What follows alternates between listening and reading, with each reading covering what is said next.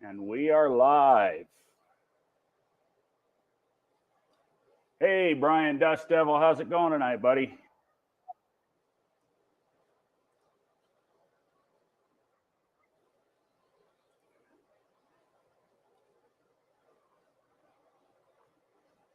Give everybody a few minutes here to start filtering in.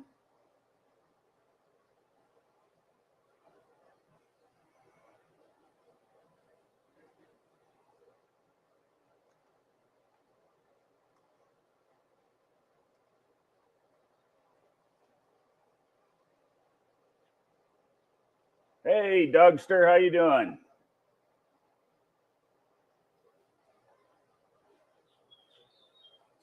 Rusty Creek, Lars, thanks for coming in. Uh-oh, here comes trouble. What's happening, JB? I don't know, man. I got blank screens everywhere. I think it's computer screw-off day. Exactly. John had trouble with his live getting started. I've been out here in the garage arguing with this stupid router, but some of that's self-inflicted. I'm trying to make it do crap it ain't supposed to do. Let's hit Cam. I don't know. I can see you. Yeah, I but I can't see nothing else. I just see a white screen. Oh, you can't see the stream. Yeah. Oh, shit. Well, give me a minute. I want to leave and come back. Yeah, I'll watch for you. Hey, NSB, how you doing? So how's everybody's no-name nationals projects going? I took a trip to New Mexico on Wednesday and picked up a pretty big piece of the puzzle for mine. Got my 4-speed.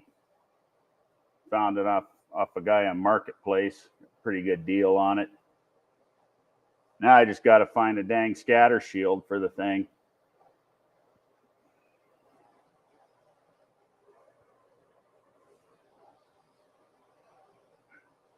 JB's trying to come in again. Hey!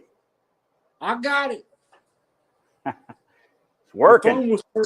The phone was turning all kind of crazy ass crap.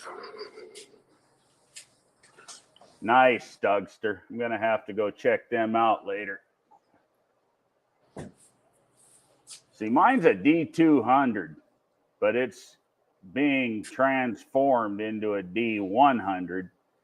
I've got all the half-ton front suspension to put under it, and then I'm going to put a Ford 9-inch under the rear. And I'll leave the 3/4-ton leaves because they'll help me out anyway, being a little stiffer.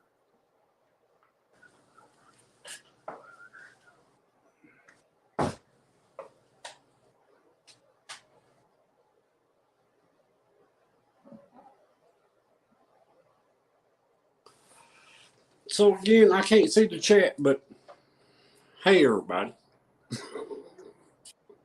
My 1978 Dodge truck, Brian, it's a D200 that I'm converting to a half-ton, putting an 833 4-speed in it and a 451 big block. Hey, 38, how you doing, buddy? 38 POS. Hey. I'll drag that 451 over here and get it in shot so you guys can see it.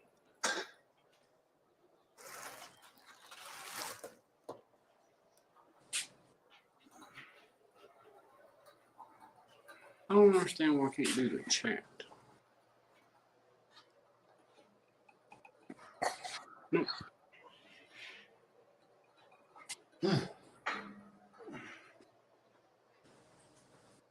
Maybe you can see it. Good enough. It's going to be behind me. Look at that little bitty thing. Little bitty thing. Hey, Ed, how you doing?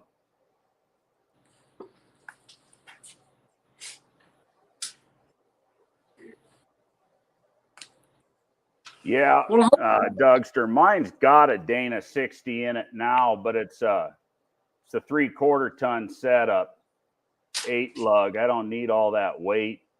Probably going to end up narrowing that sucker and putting it in my Charger because I've got a 9-inch. I'm going to put a Ford 9-inch under the truck. Unless I happen to stumble over an 8 3/4, but those things are kind of hard to find in this neck of the woods.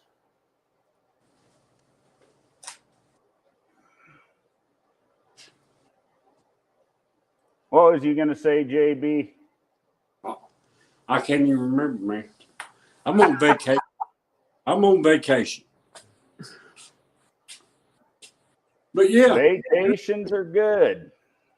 Your little help on that rod that goes in the servo helped out a bunch. I saw the video. You know, I got rid of that and put that Corvette servo, rod in there. Yeah, the solid one. It's still not right, but I figure it's in the valve body or that 3/4 servo or accumulator. It could be that check ball too, and that little capsule, and that that little capsule that goes up in the bottom of that bore. If that check ball is stuck or leaking, it could cause trouble too. Yeah, I didn't pay a whole lot of attention to that because I was like, it's working before. Right. But now, but I mean, you leave it in third, man, you're good. You're gone.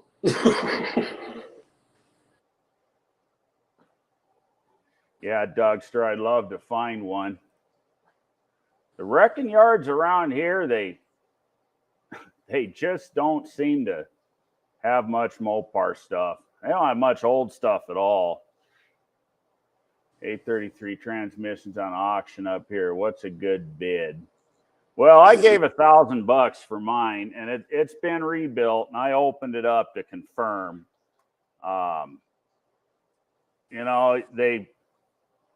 Brewers sells them for about $1,800.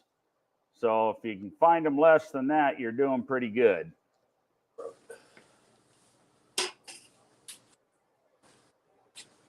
$1,800 for a transmission, I can buy one for that. Yeah. You can buy one for that.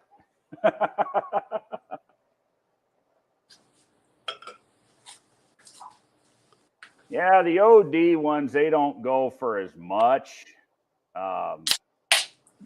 Just because, one, the first gear isn't exactly desirable in them. It's 309 to 1, and then it jumps to 167 to 1 for second. That's quite the RPM drop between gears. They're kind of hard to drag race.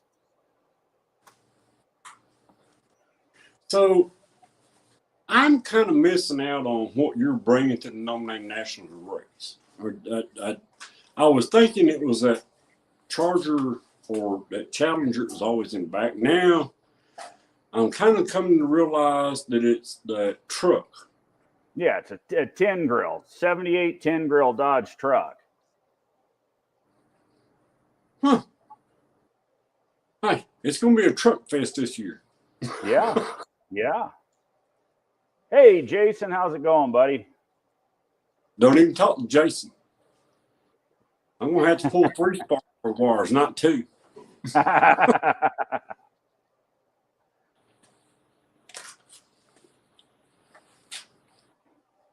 Uh-oh, we're in trouble now. Hey, Lars. What's up, brother? How you doing? Just chilling. Friday night, talking crap. Heard that. Cheers to you. Happy Friday. Yes, sir. But me and LP have been working on a sneak attack thing. We'll just see how that turns out. Cool. I seen you posted a video earlier. Didn't get a chance to watch it because I've been arguing with my network, but I'll check it out later. Ain't no big thing. I just can't let Buck beat me again this year. Right. Someone other, man. If I flatten his tire or something, man, he can't pull that crap on me this year. But he did put that new rear end in the back of that Buck Skylark. I figure that's what he's going to bring back down there again this year. I think so. If he gets that 455 in that sucker, though, you better turn up the boost. Yeah, I'm gonna have to. I'm gonna have to do a sneak attack. just bolt the blow off shut on that blower. Just bolt that sumbitch shut. You'll either beat him or blow it up.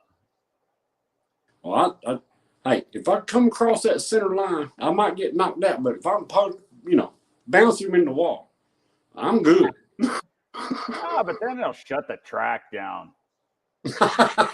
Well, they ain't a little bigger, different than big block.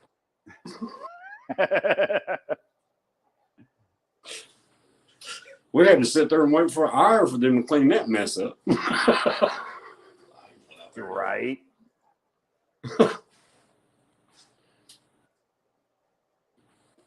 Yeah, now that this rat rod's out of my way and for the most part done, we're gonna start seeing a lot of content. I got to start thrashing on that truck of mine and getting it put together because I'm running out of freaking time. We all are. Yeah. Did he come and pick it up, or is he just sitting around there? No, it's still set. You can see it there in the background. You look past the engine, it's kind of sitting behind the Charger. Dude, I'd have been over the next day. He's a busy guy. He runs a small excavation company or I should say he runs a big excavation company that wants to be small. That poor guy is always busy. It's a good problem to have. Yeah, exactly, because I ain't got that problem right now. But now my next biggest hurdle is I need to find a scatter shield for this transmission. Trying to avoid paying $980 for a brand new one. Yeah. Wait a minute. You shook my whole world right there. $980. $980 for a blow-proof bell for a big block Mopar. You need to go back to small blocks. Well, they're just as bad. Or maybe not build it that big. Maybe, Right. Well, I got the trans. I need to get a steel flywheel because only a moron runs a cast iron flywheel, that kind of horsepower. And then I need a blow-proof bell. Flywheel ain't bad. I can get one of them for about $300. But that blow-proof bell, now that's expensive. It sounds to me like you're messing with a 2.8, man. Every time you mess with $400 or $500 damn dollars. Right. Well, that's just the Mopar world. Everything's expensive. You need to go GM, man. GM. It's all cheap until it don't work. That's the truth, Dougster. I've been a Mopar guy all my life. I know. We all know. But I love them. So what the heck?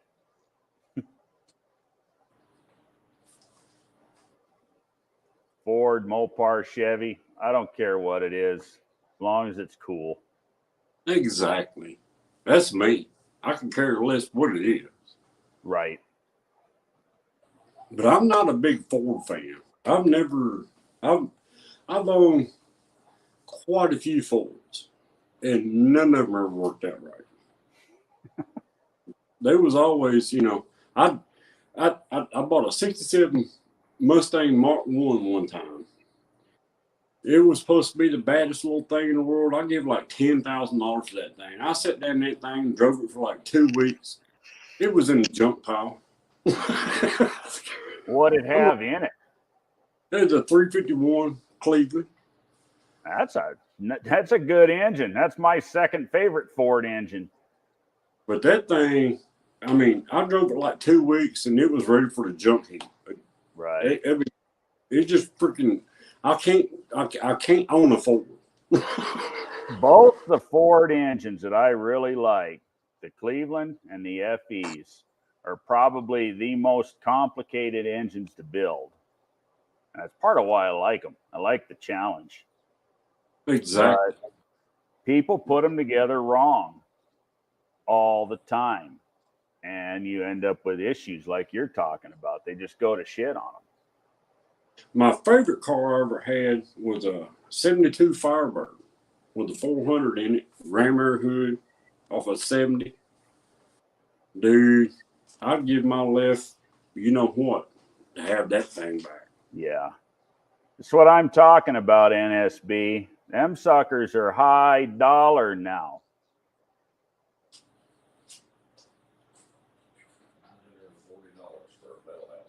Yeah. Now that 306, that's a good engine too. You can't kill them stupid things. Bigfoots and Mopars. Hey, Huh? Mark, glad to see you here, buddy.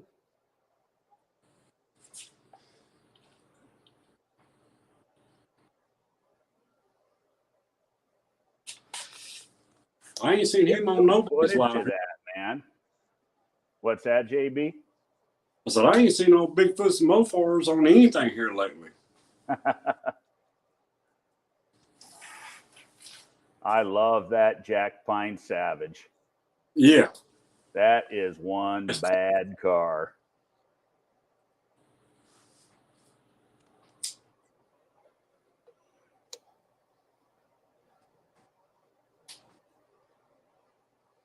Sorry if I'm not on my chipper self here tonight, man. I'm wore the hell out. Yeah, it's been a long week. Took me right at 14 and a half hours. I left at 7 o'clock in the morning on Wednesday to go to Albuquerque, and I got back at about 9:15, 9:20 that evening. That was a long day. Yeah, that was a long day. All on the road. Driving wears me out. Anymore, it does me too. Now, when I was 16, hey, you want to take a 1,000-mile road trip? Let's go. Oh, man. Yeah, I used to do it and go straight through. Yeah. Well, I just about did it the other day. What was it? 882 miles round trip. And that was just a turnaround trip. I just went there, bought the transmission, turned around, and came back.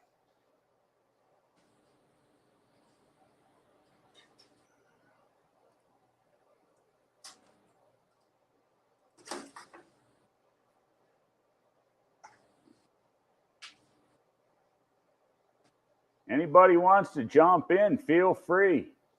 That's what this is all about. Chit chat, hanging out. Because I'm telling you, man, I'm wore out.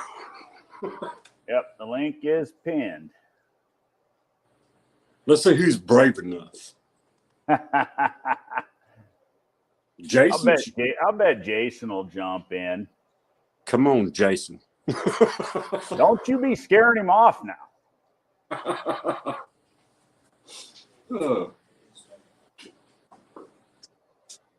I'd like to see NSB anymore. I've watched him comment and be in the background a lot, but he never really gets into the lives. Right. Lives are fun. I enjoy them. Just hanging out and, just talking about our projects. Exactly. What we've done, what we're working on, what's kicked our butts. I can tell you what's kicked my butt. 4th gear on a $700 Ford. Yes, I was just gonna say, stupid $700 Ford. But I'm thinking I'm getting to the end of it. If not, we'll just it's a $700 3. Well, it's actually going into 4th now, right? Hey, Jason. That's it. I'm out. No, you ain't going nowhere. What's happening, fellas? What's up, Jason? Just bullshitting, Friday. drinking beer. Yeah, that's what I'm doing. Just went to the store to get cookout for the kids Sunday. We got food, and man, I had a bunch of wins today with the truck. I was really happy.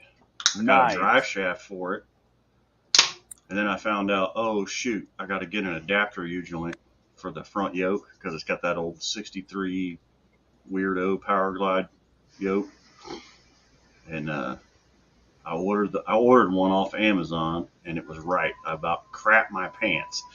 Wow.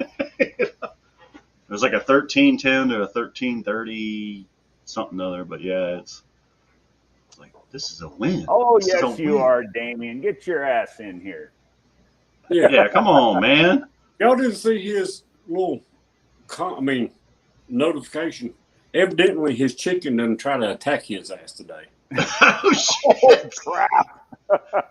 That one that's always crawling in the background when he's making his videos.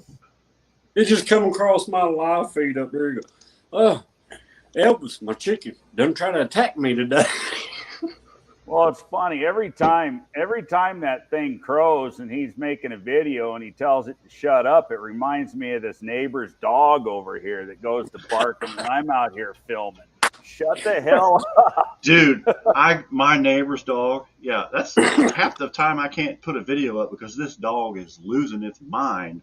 And it just wants me to pet it, you know. That's what this one does, you know. It's a border collie, you know. Yeah. So it's a good dog. Yeah. It just wants attention, and all they do is they park it outside and they ignore it. You know. These people. Well, her son had a real bad accident, so she ain't been home for a while. But they've been coming back. But there's a hole in my fence, and they've got a white lab puppy, and then the one that really goes off on me is a husky. And I'll let them in the backyard and play with them. Like, right. And I tell her that all the time, you know.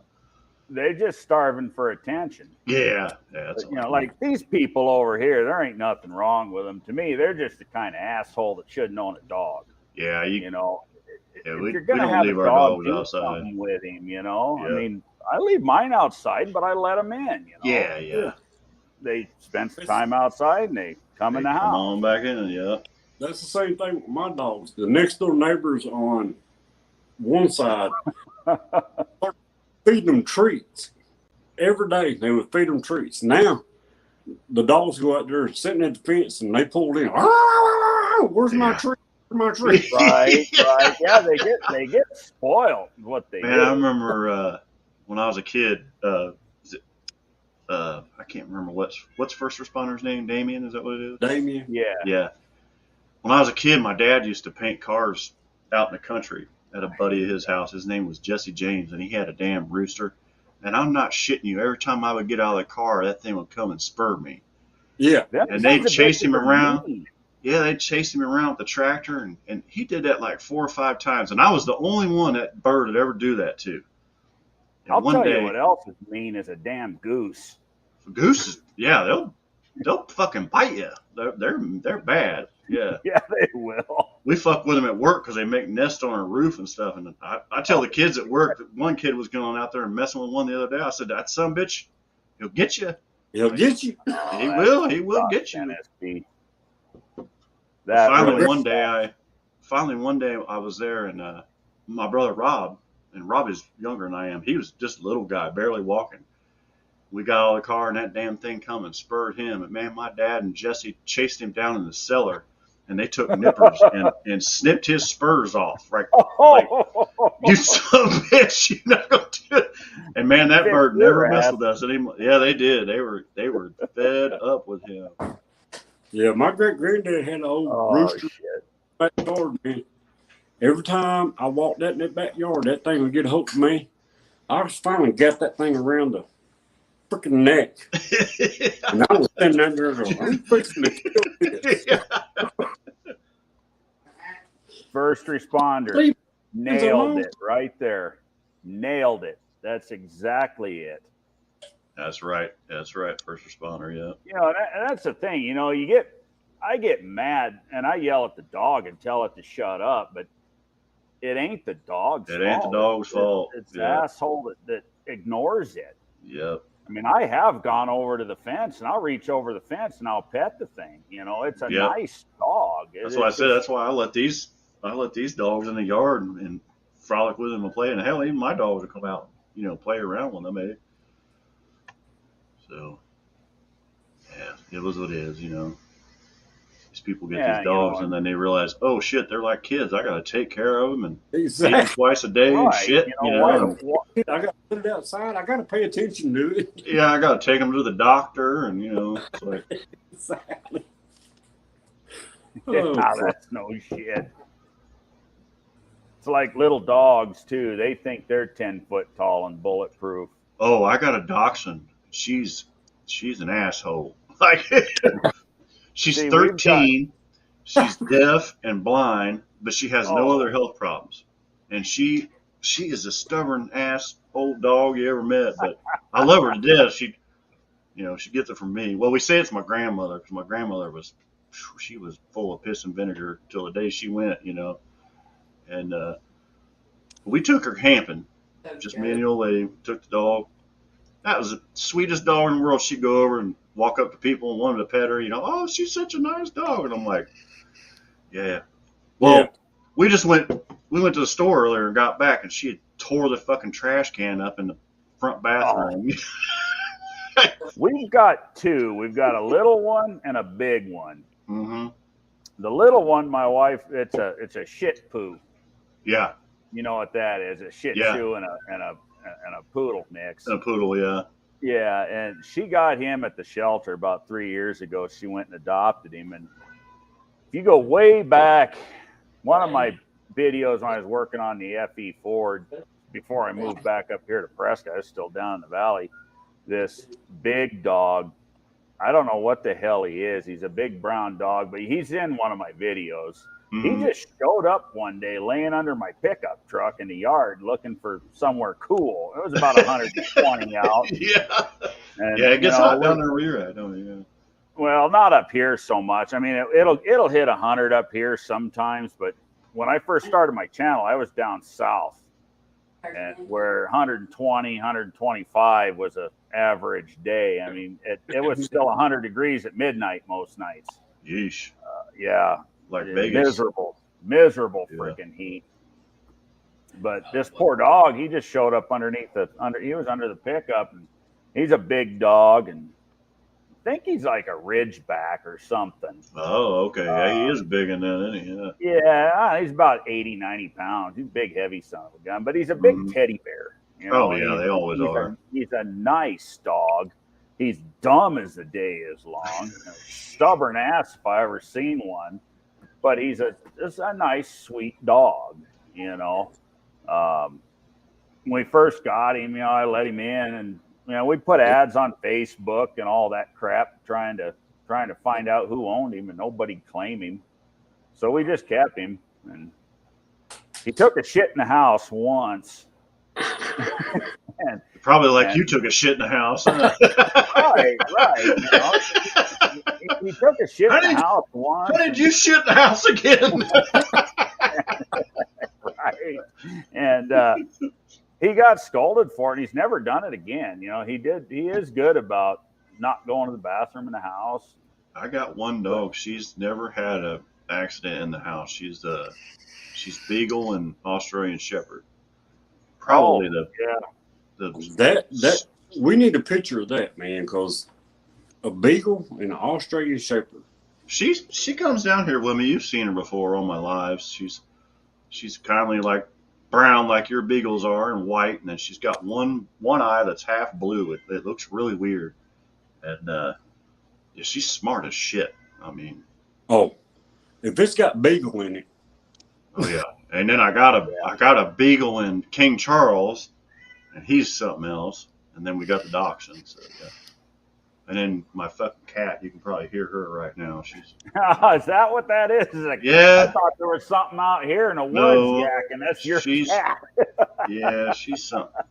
The cat's she's like this big, and she's louder than a goddamn horse. That's funny. I thought me and Jason could get along, but he's a cat person. All right. I'm not a cat person, JB. Dougster, I've got a buddy that's got a Mastiff. The only reason I good have dogs. cats is because I get mice. That's There you Right. go. it Yeah, is. mice are a pain in the ass. We had cats for years and years when the kids were little, and then we had 2 big males, and we got rid of them, and then we got our first dog, and then we started getting mice. And now the dachshund, she'll chase mice, which is hilarious. And then we decided, oh, we need to get a Dachshunds are cat. actually really good little dogs. They're stubborn, dude. It takes you 2 years to potty train them. Yep. And now she's reverting back where she's just like, oh, I'll just go wherever I want to because I'm fucking old, you know? Yeah. I had a couple of little chihuahuas that were like that. No, they're Lord. those are Lord. stubborn ass little dogs. They are. They're mean, too.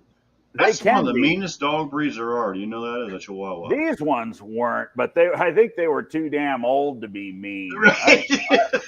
I rescued them at the shelter, and they came as a pair. If I had Yeah. they made me Yeah. take them both. They gave me a stupid discount on the adoption and all that Right. crap. Yeah. all And my- I had them till they died. They lasted, I don't know, a year or so. And one of them, the female, she just quit eating. And, as she got older, she just quit eating and just basically just shriveled up and passed. And Yeah, usually when they're not feeling good, they don't eat. So yeah. We got a little Yorkie here doing the same thing. He's about 12, 13 years old, and he's just lays around. Yeah. Yeah. Well, hey, man, I'm going to jump out of here. Wife's out here. She's wanting me to debone this darn turkey. whoops. Well, go debone the turkey, JB. Go deburr the yard bird. Don't eat it all JB. while you're doing it. Have a good holiday weekend, brother. Happy Yeah. wife, See you. life, man. Hey, you ain't crapping, yeah. But, hey, I was here not in the best spirits because I'm tired, but I'll be back again. Right on, brother. Week. It's been a long week. Yeah. Hey, But- JB, brother, take it easy, man. Tell everybody I said hi. And y'all do the same. Take care now. So tell me about your haul today, Jason. You sounded like you got a bunch of pieces. Yeah, man. Well, no, we're going to swap meet in the morning, actually. I did go to pick apart, though, and found a drive shaft for the truck because, Nice. I got that power glide in it, so the drive shaft's like 10 inches too short. Right. And so I just went out there with my tape measure. It was funny. I go in there, and they're like, well, what car you're looking for parts for? I'm like, well, I got an old S10, and they looked it up. And they're like, well, we don't have any older ones. I was like, well, this drive shaft is not going to be out of an S10. It might not even be out of a GM car, but believe it or not, the first car I crawled under, it was a standard cab, long bed, 4-wheel drive, like 99 Chevy pickup truck. An OBS truck. Yeah. Yeah. Excuse me. Dead nuts, perfect length I needed. It was like great. What would the length end up being? 58 from center to center is what I needed. So it was Nice. pretty long, single drive shaft. So, but like I said, then I had to order adapter U joints, which I got the right ones, luckily. So My original drive shaft out of the truck is 63 inches long. oh, okay. So yeah, So- that's pretty good. Yeah. It's a long one, and it's a 4-inch. Oh, And- big tube. Yeah. Yeah, well, it's got to be. You got to build a bigger tube one to keep critical speed up. Yeah. When you That's start what I'm getting worried real about off now on the this one is as long as it is, but it is metal, but it's about a 3.5-inch tube. So Night, Ed. Take care, buddy. take it easy, babe. But yeah, so we're I got a bunch of stuff done the other night and got farted around today.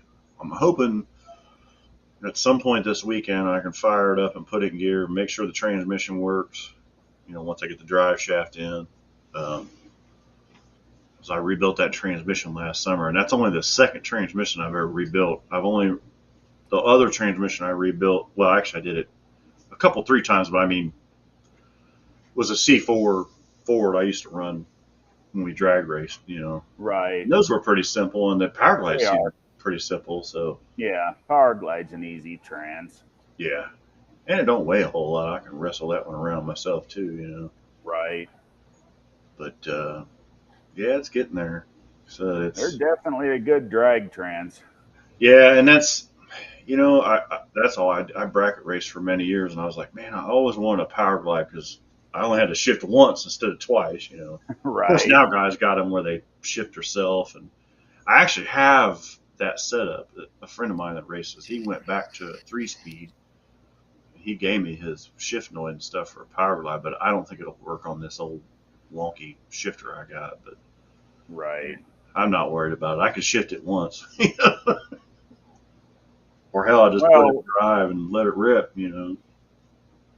with mine, it's going to be it's a street strip build. I plan on driving the truck, enjoying the truck. I want to Oh do yeah, driving drives and stuff with it. And yep, same here. I want to drive this one. I don't want to have to mess around and buy a trailer again and stuff like that. Unless we're I'll, going long ways, like when we're going to No Names, I'll have it on a trailer. But right. I'll get it set up with this 833 and it'll work until I break it. But right, the end game is I'll probably end up putting a TKX in it. there you go. But Yeah. that's $3,000. I think they're Well, it's like the 30, S10 has that. $3,300. S10 has that little puny 7.5-inch rear end in it. I actually want to put a Ford 8.8 in it, so I know I won't break it. Yeah. So, but for right now, I'm running what I got. I've got a 9-inch that's what I'm putting in the truck. Mm-hmm. It's got a Dana 60 in it now, but it's 8 lug. It's Oh got yeah, big. Yeah, them big heavy brakes and 8 lug, yeah, and I just don't need to haul all that weight around. right. I have a 9-inch housing up in my attic that that I got when I ran my Fox body. So it's real narrow. It would fit under this thing, but I would have to buy all the guts for it. And Yeah, to be you need to honest, go. I ran those 8.8s, and I mean, I ran them hard and Oh, never they're broke. tough. So, They're oh tough. yeah, They're every bit as strong as a 9-inch. yeah, and I mean, and And they take less energy to move. So right, because the pinion's set higher. That's the the only only real nice thing, drawback to the 9-inch is that pinion set so low they mm-hmm, eat take a power. lot of power. But the nice thing about them, you want to swap gears out, you just get another pig and whoop, drop it out, Yep. and that's the Yep. only really nice thing about like an 8 3/4 and a 9-inch, and Yep. And see, that's probably what I'm going to end up doing with the truck until I get an overdrive trans set up. Is I'll have 2 gears. I'll have 2 yeah, sets of just gears. right, just swap it out. Yeah, One for the track and one for driving it there. yeah, just got to jerk the axles out a little ways where you can get the pig Yeah. out. And, yep.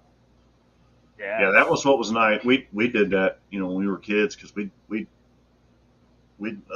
go down to Cincinnati, Ohio, which is about an hour from us. We'd swap gears, drive it down, jack it up, let it cool down, and then go run it. And then, Yep. there's no way you get on the interstate back here with a 488 or a 513 in it.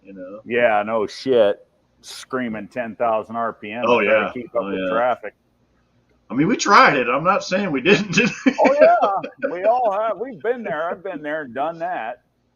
Ran out of gas before we got about a third of the way there. Like, oh shit, this is not gonna work. It was fun though. I mean, of course, back then when you're, 23, 24, you got all kind of energy, and you Oh, don't hurt the that's no next day when lie. you beat yourself up. Shit. I get out here and I get thrashing for a day and I hurt for 3. Oh man, this week, like at work's been real busy, and I've got my left wrist and my left elbow are Hey, just brother bear. on fire. Kim, what's happening, brother man? How you doing? And yeah, it's rough, nowadays at least. Yeah. But we'll be all It's right. like Aaron Tippin said, the older we get, the slower we go, but there ain't Right. nothing wrong with the There ain't. radio. Right. That's right. Yeah. But what's funny Yeah. is like I'll get out in the garage and I'm working. It doesn't bother me until I Right. stop. It's like I'm cleaning up tools. I'm like, ooh, you know, what the Yeah, hell? I do that. I'll come out here at 7, 8 o'clock in the morning, and I'll start thrashing, and it's 8:30, 9 o'clock at night. My wife comes out here. The engine didn't fall on you or something, did it? Right. you And then know. I don't, and then I forget to record when I'm doing it. It's just like I I do the same thing. I'm It in pisses tunnel me off. vision, man. So It's like I built a custom PCV system for that FE that I built, in that rat rod, and I got from Blue Thunder builds a little basket that fits in the back of the intake that to keep it from sucking oil up the PCV cool. where I Yeah. built that plate to put it in, and it showed up yesterday, and I installed the stupid thing, and I get all done with it, and I'm like, crap, I should have filmed that. Yeah, right. I know. Well, on the GM, on the drive shafts where instead of having the clips from the factory, they have that plastic injected in them. You ever ran into that? Yeah. You got to heat it up and it squirts out. I was doing that yesterday with that drive shaft, and I got to the very last one. It was like, I was like, shit, I should have made a short out of that. Right. And my phone was sitting right here next to me. Whatever. Oh, of course, today, I got to haul water here. The damn well dried up, and costs about 30 grand to drill another well. Well, I got a tank out there, and my buddy owns a water truck. You put fuel in it, use it whenever you need it. Nice. So that's what I do. I pay $6.74 per 1,000 gallons for water, and I use his truck, and I have to go get it. I got a 2,700 gallon tank, so I usually get about 3 weeks out of it. 3 weeks.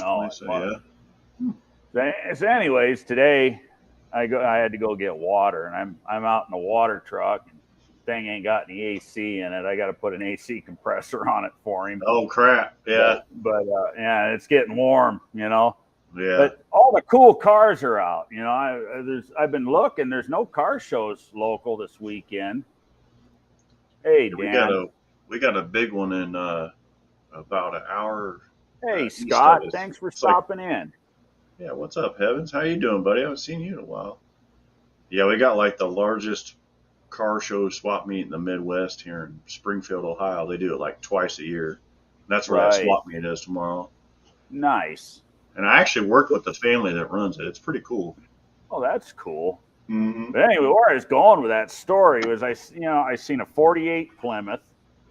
I seen a 51 Studebaker. The cool cars were the freaking cool cars are out, and I'm driving this noisy ass water truck. It's like, well, crap, And of course, you got to have a CDL to drive the water truck, which I do. But don't get caught screwing with your phone having a CDL. No.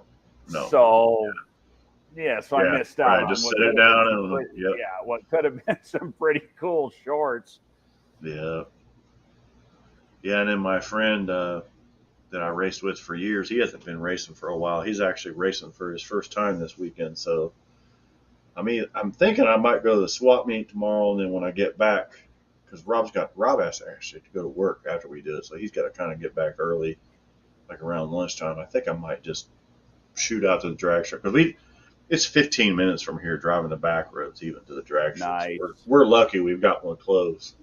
That is lucky. That's cool. Yeah, it is. It really is. I mean, because the next closest one's, like I said, it's Cincinnati. It's about, well, it's not quite Cincinnati. It's 45 minutes from here, and then Columbus is like an hour and a half, and then we got, within an hour and a half, we've got a lot of drag strips because we've got Indiana on our border over here. So, nice. Indiana got crap loads of racetracks. So, yeah. So hopefully I'll get to do at least some shorts, and I'll get to see a lot of people that I haven't seen in a while. So, because I've been on a hiatus, for 10 years.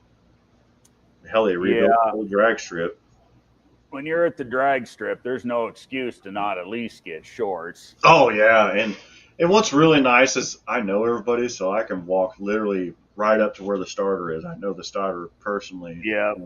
I could just stand there with him literally, and he'd be like, he'd hand me the button like, here, I gotta take a smoke break, like, do this for me. So yeah, That's cool. that's the nice thing about it. Like I can walk in the tower. You know, everybody knows. You know, I just looked in my book, and the hypoid is 1.5 on the 8.8. Yeah. Like I said, I know that they take less power to run than a 9-inch Yeah. does. And I beat those things. I mean, I didn't run any big motor. I ran Windsor motors, 351 Windsors, but I had a lot of nitrous on them, and the A- car hooked well. You A know, decently built Windsor motor ain't no turd. oh, they're something else, man. I, Well, you know, Dad always ran small block Chevys, and then I put that thing together, and he was pissed because I had a Ford, and he was like, "How does this thing even run like it does?" Because you know they got 3-inch main journals on there. They're yeah. huge. You know, they're bigger than Big Cleveland mains main are. journals, Yep, stock heads that couldn't breathe for yep, shit, yeah. but And they I've got managed to a make power. yeah. It did okay. You know, I ran them in those little. I had little Fox body Mustangs. They didn't weigh squat. You know, but it worked good. You know, but it's just crazy. I broke everything in the world except for the rear end of that car, and it's probably because it doesn't weigh anything. You know, but I put it through its paces. So I was reading that you can put well, actually, Dr. Art put he's got a Ranger, which is real similar to an S10 as far as dimensions Oh go. yeah, But he took one out of a Explorer, and you can get those with 410 gears in them already, and they got disc yeah, brakes on them, and you yep, pick apart all day long, like $300. So you know, yep. and then so I actually started doing research, and there are some Ford Rangers that had 4 cylinders in them with automatics that had 456 gears and 8.8s in them. Really? Yeah, so I was like, I might try and find me one of those fellers. You know? Hey, Dan, mine was doing that crap earlier too, where you try to comment and it would sit there and it would say there's an error and you get the red screen, try again. It did that for me as soon as I jumped on yours. I always say howdy fellers. I It yonked it. Yeah. I closed my browser and reopened the browser, and then it started working again. Right before I went to start my live, it was doing that. I just been fighting with this stupid thing for an hour, and I finally get it sorted. Now it's doing this junk. But all I did was shut the browser and open it up, and it started behaving itself.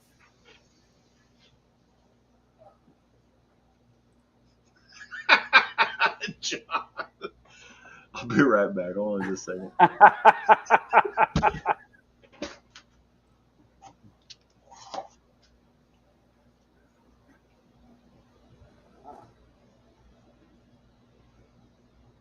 Yeah, I think it's just computers are being a jerk kind of day. John had trouble with his. I had trouble with my network. I don't know.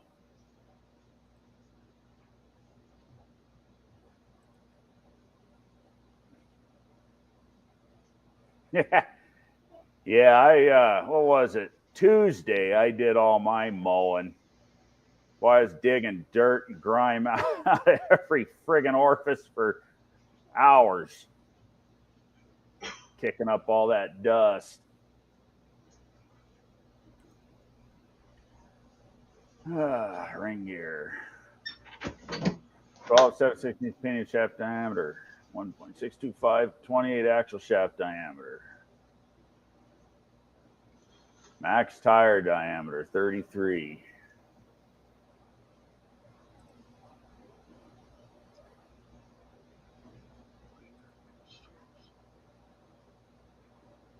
Uh-oh, somebody's causing trouble.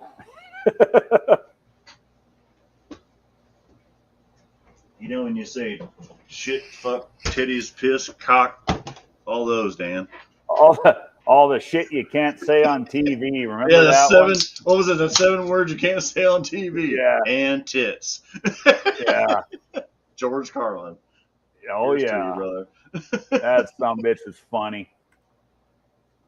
Dude, I saw him right before he passed away here in Dayton, Ohio. Did you? I did. I got to see him. My grandmother used to Nice. play records of him when I was a kid, you know, on her quadraphonic stereo, and I just, Right. I was coming unglued, peeing my pants, laughing, and yeah, I actually got to see him, so that was nice. I always used to get his cassette tapes when I was Yeah. a kid, and my Yeah. mom would find them and get pissed off and throw them away. And my grandma had Bill Cosby. Then I'd have to go get them again. Yeah, she had Bill Cosby, Richard Pryor, George Carlin. I mean, she had Andrew all those Dice names. Clay. Yeah. Well, she worked in a fancy schmancy hotel downtown, so she got to meet a lot of them when they were in town, doing Oh, shows. that's cool. And it was she was a cool grandma, man. I'd stay up late with her and watch Johnny Carson at night, and so. I liked how during all that COVID crap, they started resurrecting the George Carlin, the one when he was about playing it and swimming in the river when he was a kid. He had an immune system. Yeah, we drank out of the fucking hose and played in dirt. Shit. Yeah. That one got really popular there for a while again. Yep. Yeah, Red Fox. I've been watching old Red Fox. He had this good one the other day. He says, this lady walks in the doctor and says, "Hey, doctor, you need to change my hormones because I'm growing hair on my chest." The doctor says, "Oh, yeah? Well, how far down's your hair growing on your chest?" She said, "Down to my dick."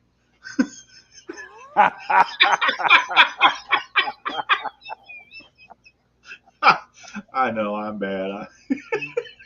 There was one a truck stop comedian called John Fox. I don't know if you ever heard of him.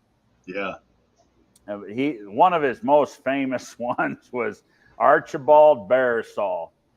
Funniest one of them all.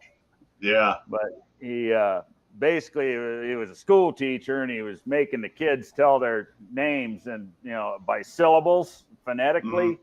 Yeah. Archibald Bearsall. Figure that one out. Right, yeah. But he had another one.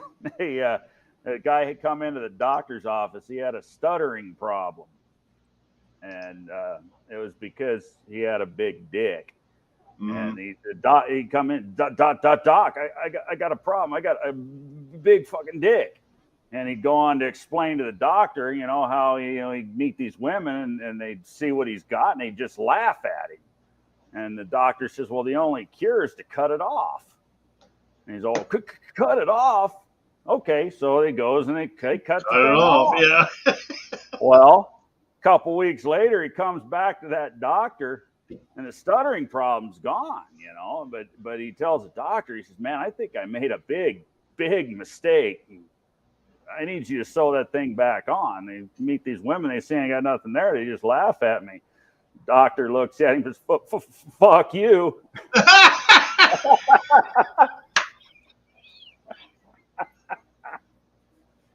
It's like the one I heard. It was Bubba Smith, the big football player.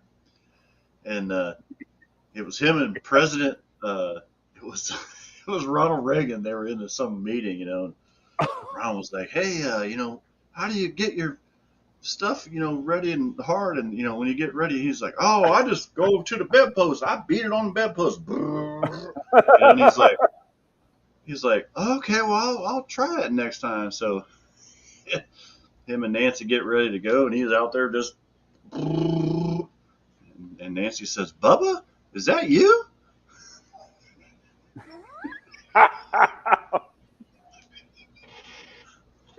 I'm sorry. I'm pissing in the bed. Oh, hell. Yeah, we could go on for hours telling all these jokes. It's good times, though. Yeah, it is. So what's that power plant behind you there? That's the 451. Is that a big one? That's my big block Mopar, my 451. Seen a distributor in the front. I kind of gave it away. Yeah. I'm not a big Mopar guy, but I kind of know the difference between a little one and a big one.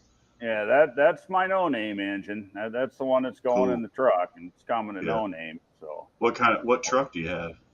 78 It's 78 200. It's being converted to a 100. Okay, so 3/4 ton going to Yeah, half it's ton. 3/4 Oh ton. yeah, you were saying about the 8 lug Yeah. axles. Yeah, Yeah, that'd I've be got all cool. the half ton front suspension, and I actually scored a pair of those elusive Rikudo control arms that'll drop it without screwing up the geometry. Oh yeah, Travis was talking about that. Travis wanted them Yep. for his, Yep. but Yep. he couldn't get. They were backward, and I'd been trying Yep. to get them since he was Mhm. trying to get them for red even before. Mm-hmm. And I stayed on the list, and they finally came in. I finally Good. got the stupid things. I did a little short on them a while back when they showed up, but I That got was all like the other getting crap at a cow wrecking tracks. yard. Yeah, That was like I getting got all cow the other tracks. crap at the wrecking yard, so I got to get the front end back under it. I got to put the fenders, and there's some rust in the core support I got to fix. Mm-hmm. You know, from battery leaking on it for 100 years. Oh yeah, That kind of crap. You know, so I got to cut some metal and fix that. And so what's sorry? So what's that white car behind you there? Is that that's my 71 Charger. Oh, okay, okay. Yeah. And then the truck, is that a Dodge also with the Ford motor in it? The rat rod, no, Yeah. that's a 35, 36, 37, 38, 39 Ford. Took home pieces in my lunchbox. Right, cool. right. My buddy, the guy that owns it, he said it's a 35 frame and a 39 cab, and all he's got's a handwritten bill of sale. It's not titled right yet. It will be soon now that I've got done building the engine for him. And that's the one with the CJ in it. That's the one that's got the 428 in it, the CJ engine. Yeah.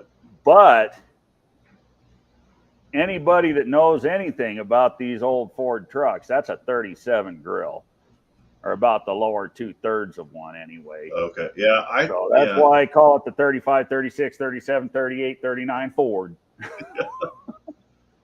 Yeah. A friend of ours has a 40 that he's got he's actually got an S10 drivetrain in it, the fuel injected 4-cylinder and the 5-speed. Drives the shit out of that thing, you know. Drives the shit out of it. I don't know if you saw my second test drive video. I took it out on the highway for a little bit. Yeah, I did see. Yeah, it gets a little bit squirrely. The camera didn't really. It sounds cool though. It does. It sounds wicked. And I rewatched that video today, and remember when I jumped on it there for a second, and I think I threw a text up on the screen that says she pulls hard. She went, yeah. You really couldn't tell, but if you really watch the video right there, you can see the whole frame torque. Oh yeah. Engine parts. Yeah. I've always been like, I don't know what it is, but the exhaust note of a Ford engine is so much different than everybody else's. Like it sounds so much better. No offense, because I like everything, but I've owned everything, and it just always the exhaust note of a Ford is different. Right. Well, and to top that further, the exhaust note of an FE. Oh yeah. One of its own. Yeah. Of course. You know what the FE reminds me of? And when they're idling real slow, is like a flathead. It's just the whole kaput. Like you can hear every. Yes, it is, Dougster. You can hear every cylinder working, like katoop. Yeah. It's cool. Well, it was funny because when I fired it up and I had it back there in the corner, and you saw the exhaust on it, how those headers just come out, Right. And he's got slip ins, kind of like like what would go on a Harley, but bigger, that slip inside the 3.5-inch collector. Well, when it was backed in the corner of the shop, that right bank, it kept echoing out of the back of the shop, and I could swear some bitch had a noise in it. It sounded like a rod or a push rod or lifter or something tapping. And I'd keep going over there and put my ear to the damn thing and listen. And I finally realized what it was. The engine ain't making noise. It's that damn exhaust popping out, echoing. I had a guy come in this shop one time. He had He had a Fox body with a Windsor in it, and he had exhaust pipes to the mufflers, but no turn downs. And he brought it back 3 or 4 times. He's like, I swear this car is knocking. And I'm like, no, Yeah. dude, it's the exhaust note. I'm like, you need to put it's the cackle, it's the Yeah, like crackle of the exhaust. if you put a dump on that thing and just aim it at the ground, you won't hear it anymore. And Well, and I put a fairly aggressive roller cam in this one, so you hear the valves working. When they open and close, they bam, bam, bam. How they sound different. well, yeah, and that's the thing, like you said about a FE. It's like you can hear every. This old man that I used to race with, he ran FEs in like a '62 Galaxy, and yeah, he had somebody build him headers like back in the they were class racing back in the '70s. Well, they finally rotted out, and they built him a new set of headers, but they had that Flowmaster made it. It was like a tri-Y collector. You could turn it and change which cylinder was phasing. right. And I remember right. when they had it running and they pulled that off, so it was just the 4 blank tubes. It was the craziest sounding thing I ever heard. I was like, "What is wrong with that car?" They're like, "Oh, Mark just slid the collector off." I was like, "Whoa!" What sounds really cool is a freaking FE with zoomies on it. Oh yeah. Yeah. We had an old Thunderbird. They called it Black Velvet, and it had a FE, and it was zoomies, and it ran on alcohol. And you knew exactly when that car fired up. There was no other car that yeah. like that. That's like Redbeard's Venom. That thing runs on alcohol. That thing's nasty, dude. That thing is badass. I was standing right beside that thing when he did a burnout. I was helping. It is loud. Oh yeah. But it's a different kind of loud too. It is. It's almost like an alcohol motor with a blower on it. I mean, his doesn't have a blower, but it sounds like one that has a blower on it. It's got that really high pitch. Yeah. Very aggressive camshaft in that thing. It must be the cam that's in it, right? And first responder, there's 4 videos up that got really good audio of that FE running. Yeah, it does. 2 shorts and 2 long formats. It sounds really good. But I'm biased, like I said. But yeah, I'm I'm a Mopar guy, but I know all my life, but I like them all, and like I said, Dad always ran small block Chevy stuff, and he can make them run. And then I started with the Ford stuff, and then I got away from it. Of course, I'm doing the LS stuff, but there's a plot twist coming with the LS. So. Nice. I might be able to give you just a little hint, like right there. Let's do this.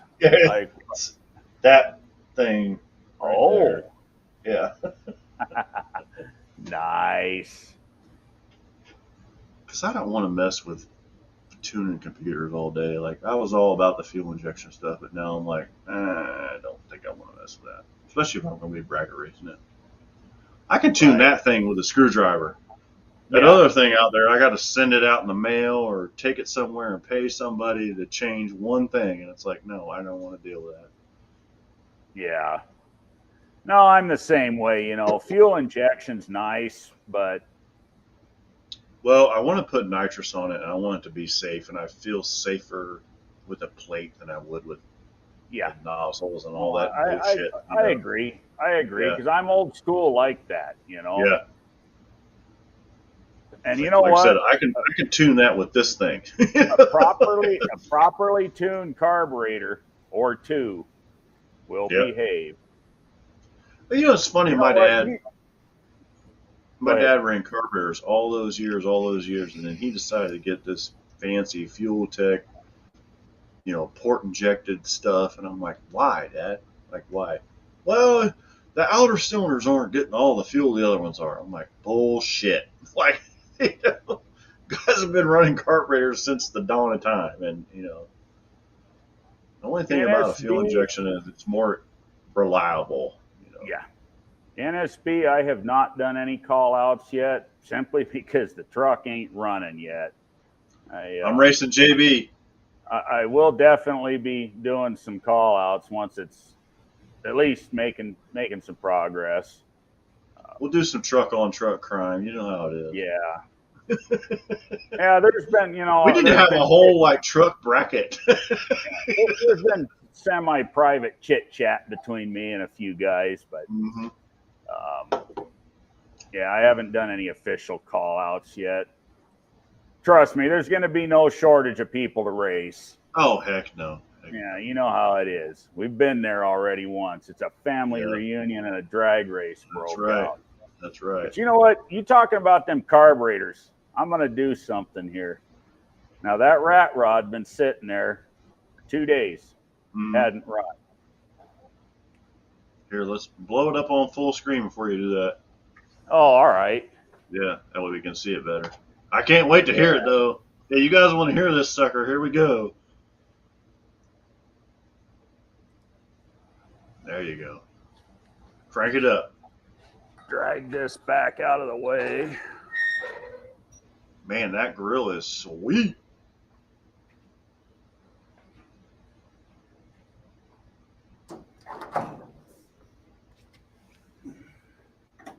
It's got 2 carburetors on it.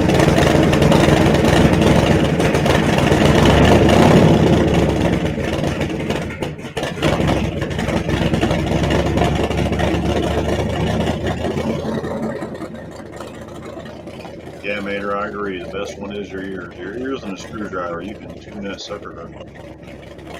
Go, go, go. Man, that thing sounds sweet.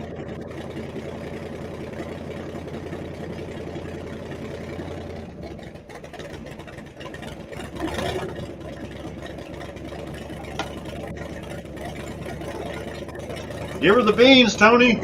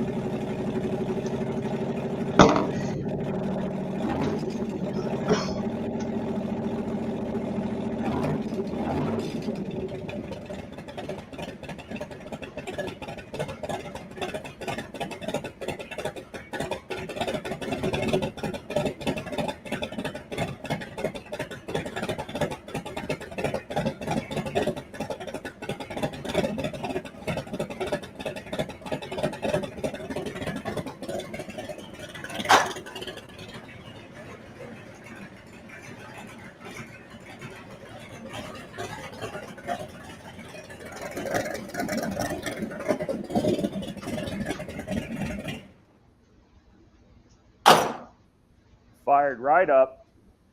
No choke. What was that? Maybe a minute and a half feather in the throttle. Look, Mom, no hands. Yeah, right. Multiple carburation. Yeah. So tell me you can't get a carburetor to run as good as EFI. Oh, I don't buy it. I don't either. I'm the same like way. I said, not hating on EFI. I mean, it's got its place, and it is nice. I work on fuel injection stuff all day long. I mean, you know, I do, and it's great. You get the thing that bothers me about it. That I had a long discussion with my brother because Rob has fuel injection on his car. One of those. It's a throttle body fuel injection. I said, yeah, but you know, I'm bracket racing. I can tune this carburetor where when it gets cold outside and the air's good, it don't pick up that much. You know, yeah, it's lean when it's hot outside, but when it gets cold, well, then that fuel injection, you know, it picks up the temperature and it starts dumping fuel in it. Well, then the car's going to pick up a shit ton. You know, I don't want it to do that. Like it's a purpose-built car. I mean, yeah, I'm going to be driving it too, which is going to be, it's going to be touchy, but I'll figure it out. I'm not worried about it. I got jets. I got a screwdriver. Exactly. Damien right here, he hit the nail right on the head. It doesn't matter if you can't tune a carb. It's going to run like shit and get terrible fuel mileage. Same thing with F5. Exactly. Same thing. Yeah. Hell, fuel injection, EFI, something as simple as a thermostat opening 10 degrees too early. Yeah. Will shit can your fuel mileage. Yeah, it'll make it fat. Yeah. Yeah, you've got a thermostat, you've got a whatever code it is. I can't think what it is. I think it's a PO208. Yeah, when that thermostat's not functioning properly, it's fat. When your intake air temperature sensor fails, well, it automatically says it's minus 40. So it's just throwing fuel at it. Yep. Exactly, Mater. Exactly. I even had a Lincoln one time. Potato. Yeah. I had a Lincoln one time with an early 4.6 in it. It was fuel injected and water mod motor 4.6. Yeah, the old mod motor. Yeah. Like the early ones, in the early 90s, and the first ones. Yeah, I put a water pump on it because the water pump was leaking. And then the guy brings it back like a couple of weeks later. He's like, "This thing is just drinking fuel," and I was like, "Okay, well, we put a thermostat in it," and he says, "No good." And I pulled a water pump off. I ordered, it was like a Napa or whatever. I don't remember who it was. I don't want to badmouth anybody. It was just box from. Right. You just got. I don't know what this water pump was out of, but it had like 8 vanes on it, and the one that I took out only had 5.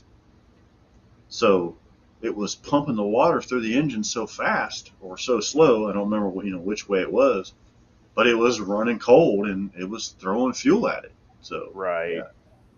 Yeah, it's funny you mentioned higher versus lower performance water pumps. I'm not sure what combination. There was so much wrong with this engine, but before I built it, when the car first came to me, that you couldn't keep the thing cool. Mm-hmm. I mean, the sitting in the driveway idling with the fan, and it's got a Spall fan on it. The fan's no bullshit. It's got a good electric fan. Right, yeah, that thing will pull the house down. Yeah. But the stupid thing, you couldn't keep it under 230, 240. I mean, the heat tabs on the heads were melted. Oh, and wow. We all know that happens at 260. Yeah. So this is something that's been on the back of my mind, this last year and a half building this engine, was that I was going to be faced with cooling system issues. Mm-hmm.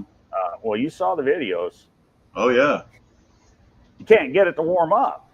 Yeah. But, the engine was so plagued with, like I said earlier, the Clevelands and the FEs are probably the most difficult, most complex of the Fords to build. And, there was so much wrong with this internally. It was building a lot of friction, building heat. Plus, it didn't have a thermostat in it. And I've seen this before. When you don't run a stat at all, it'll circulate too fast. Yeah. I always the radiator can pull the heat away. Cut the middle out of it and then put the washer in there at least. Yep. Yeah. To restrict that a little bit. Yeah. Back in the day when I was dirt track racing with my 408 stroker Mopar, we had that problem. We were running on the dirt track with water wetter in the water, and no stat, and couldn't keep it cool.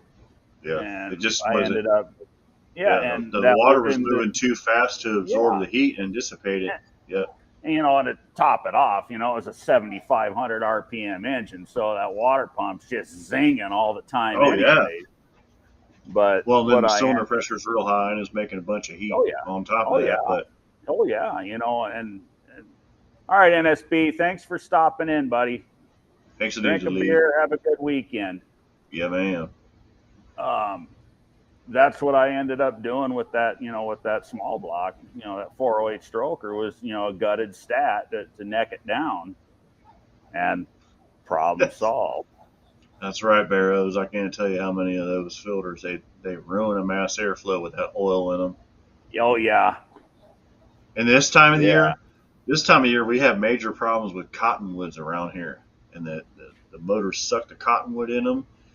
and the cottonwood goes around the filament on the mass airflow and just pisses that engine off. Man, it just makes it mad.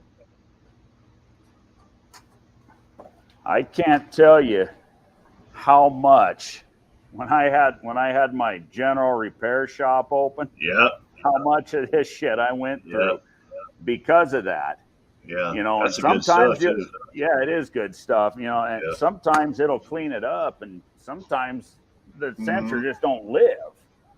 But that stuff's actually really good stuff. It's would usually straighten out a K&N plugged mass airflow sensor.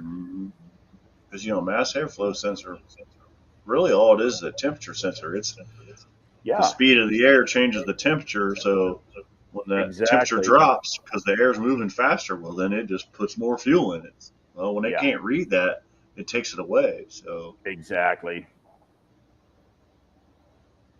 Yeah, and the Ford systems are the worst. You take that mass airflow out of the equation, and they go nuts. It won't even run.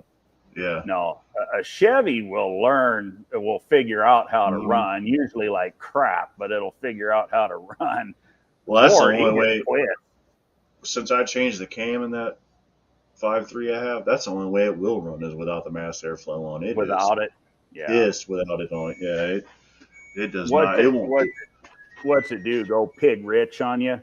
It goes lean. It takes all the fuel away because all the airflow. It has more airflow now because the cam's opening farther. Oh, gotcha. And, yeah, and it just yeah. No, you're right. It goes rich. I'm sorry because the airflow. Yeah. It just fogs the garage, and I mean, I went through like 2 gallons of gas in like 4 minutes just idling. That is pig rich. Yeah. I'm like, yeah, grab me another cold snack. Another beverage, another barley pop. Yeah. Cold snack. Yeah, man. Actually, got a notification today that old Vice Script put out another video. Oh, yeah? I used to watch him all the time, but since he started going big time on TV, he doesn't release as many videos anymore on the channel.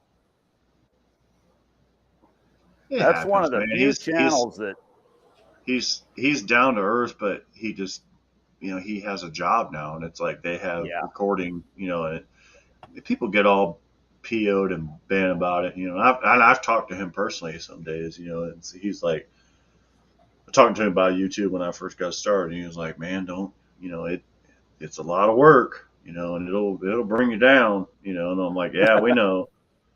Yeah. No, he's one of the few channels that I can actually sit down and watch one of his 2 hour-and-a-half and 2 hour long revival videos, and I just get into them. I enjoy watching them. You ever seen a channel called Fitzy's Fab Shop? He's up in Canada. I have. Man, he's an awesome metal worker. He's another one of those guys that's like, oh, he's got an hour-long video. A lot of guys are like, I'm not watching that. No, I'm going to watch this guy because literally that whole hour is just mesmerizing. Good, good tips, cool stuff,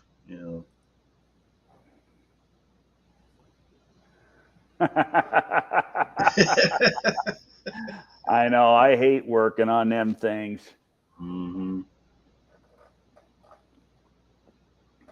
Yeah, let's see here.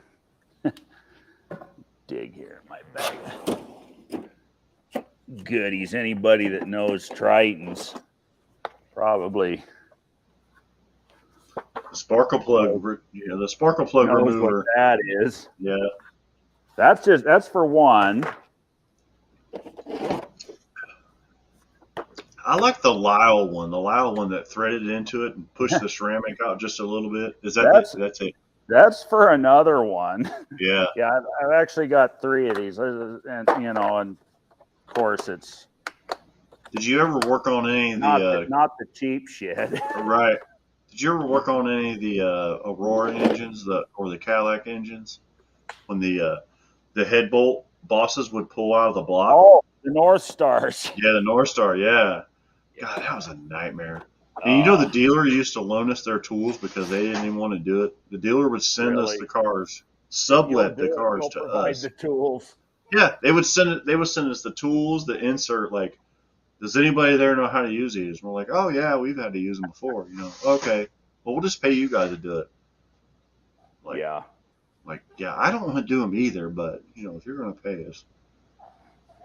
Yeah. Yeah. The other thing I hated about the North Stars was R&R and that damn 4T80 transmission. Ugh.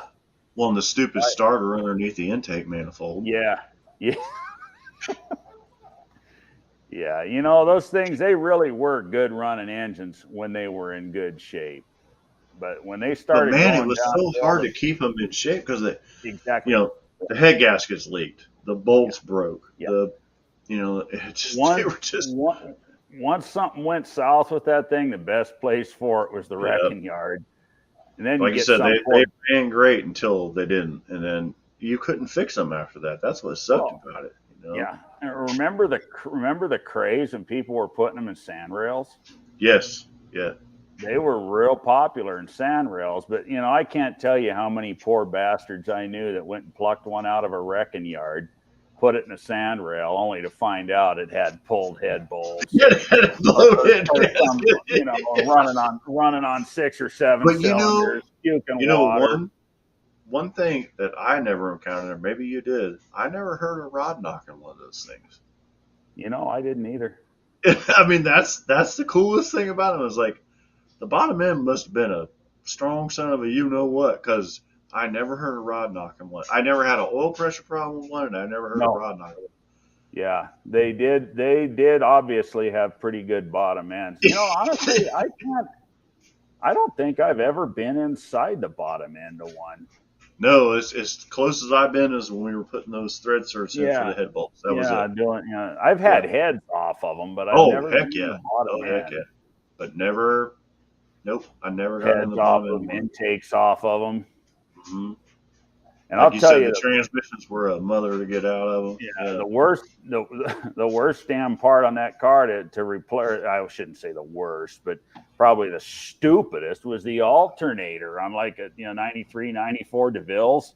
Mm-hmm. Hell, you had to disassemble the whole front of the frickin' car, and those things, they had the 3-phase that came off the back that powered the heated windshield. Remember those? And didn't they have they had a coolant passage in it also that cooled it off? I think those were the later ones. That was the North Star one that was Yeah. I hated that one, but yeah, I remember the 3-phase. Yeah, the 3, and it was for the heated windshield. Mm-hmm. Weird. Yep. Somebody thought it was some engineer, but you know what I always said working on crap like that was, I swear, somewhere in history, an engineer's wife screwed around with him on him with a mechanic. Yes. And the sumbitch spent the rest of his days He got his revenge on us from her. Yeah, right. That's always been my go-to on that crap. Well, man, hey, Clint. I worked in the at Truck and Bus for General Motors here in town, assembling actually the S10s. And man, they'd give us these new jobs, and we were trying to do them. And bad attitude. And blah blah blah blah. And I'd be like, you know what? Get the engineer down here that designed this. And he'd come down and he'd spread his whole paper out. Well, it works really good on paper. I'm like, okay, well, come over here and show us how to do it. And he's like, oh no, I don't do that. I'm not a union person or whatever. So that was always our thing. Whenever something would fuck up, it was like, well, it worked good on paper. I still say that to this day. The kids I work with look at me like, what is wrong with you, old man? Work good on paper. So. Work good on paper. Famous last words. That's right. Holy moly, it's almost 11:30. I'm going to have to jump off here, Tony. I got to go to bed. We're going to get up at dark 30 and go to that swap meet. So nice. Well, hope you find a good haul. Oh, I'll buy something. You know me. I'm a lug. So. I appreciate you having me on, brother, man. Yeah. Thanks for starting up the Rat Rod. That was pretty sweet. And I'm sure we'll see you on the next one. Everybody in the chat, have a good evening. Tony, have a good holiday weekend. You too, brother. And, I'll catch you soon. We'll see you all. See ya. So what's everybody else up to tonight? Anybody else want to jump in? Go for it.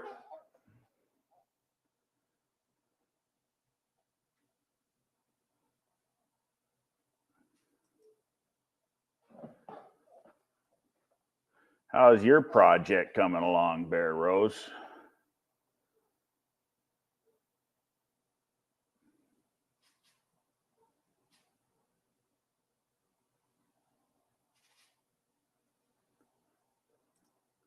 What's that? What had the 5.9 rod in it? Digesting Mexican food. That could be a mess.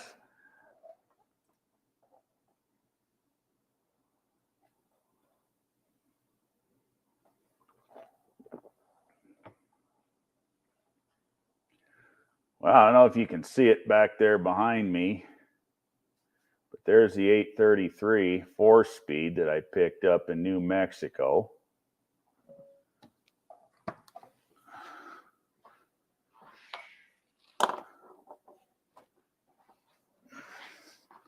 Center force clutch and pressure plate for it. Just got to find me a bell housing now. Need to find a blow-proof bell. Would be the smart thing to do.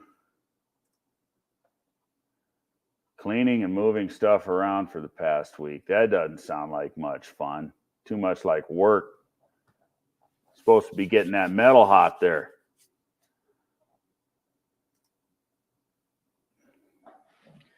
Yeah, I'll try to. There it is.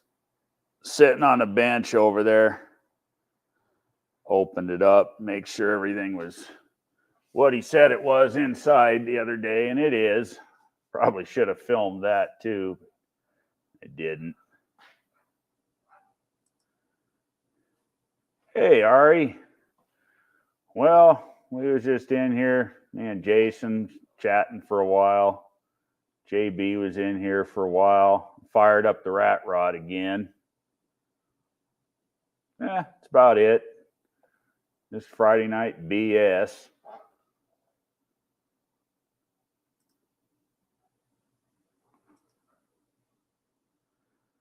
I'm getting pretty close to putting my 68 T-Bird on the road. Nearly full restoration. Nice. You know, if you want to see a beautiful 68 Thunderbird, you need to check out Two Hacks Garage. Jeff built a beautiful one. It's got a 521 cubic inch tunnel ram inducted 385 engine in it. Big block. Sweet car.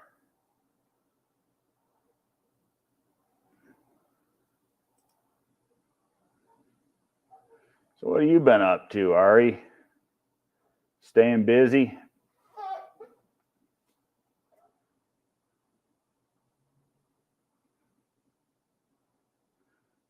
I've been kind of busy around here too, between chasing parts and mowing grass and fixing things around the house and building a workshop for my wife. And there's definitely no shortage of projects around here.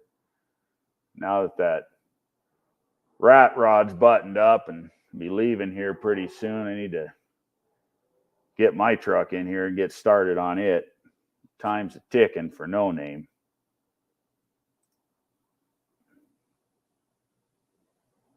Nice. That'll be a cool build.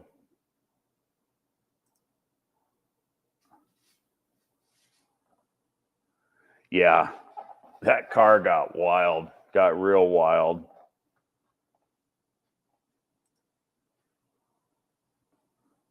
Burned out this week, yeah. Long weeks will do that to you, but hey, we got a holiday weekend coming up. You getting Monday off?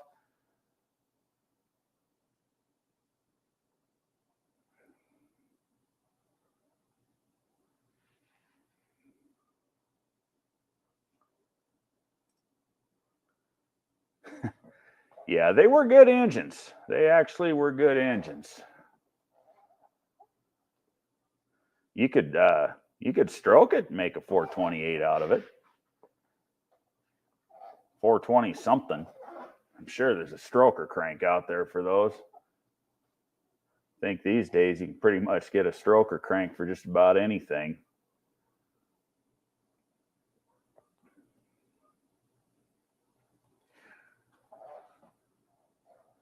But just like anything else, you spend the time with just about any engine. You can make them perform really well. Doesn't always have to be big cubic inches. I mean, after all, look at the Uncle Tony race, Bottle Rocket versus Casper. I still can't get over that. I thought for sure that Casper would have smoked that thing. Barrows, I'm not sure, but I certainly wouldn't doubt it.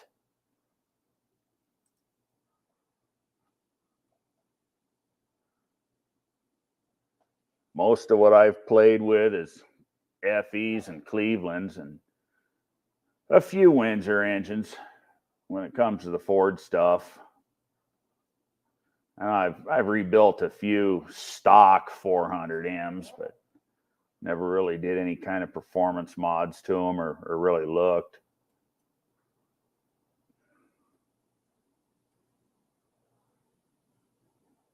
That'll be cool. It's going to be a heck of an undertaking too for you.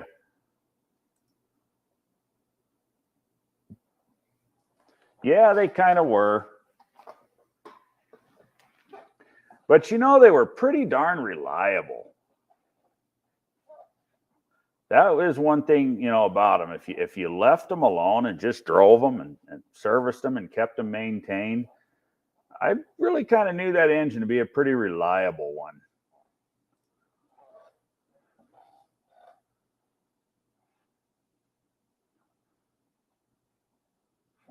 It ought to run pretty good. Got any idea what kind of compression you're going to end up with?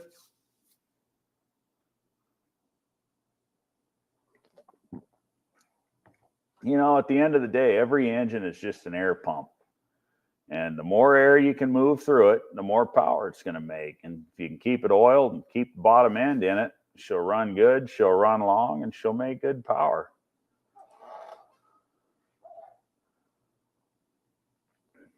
Yeah, same here. I've never really tried to hop one up or hot rod it.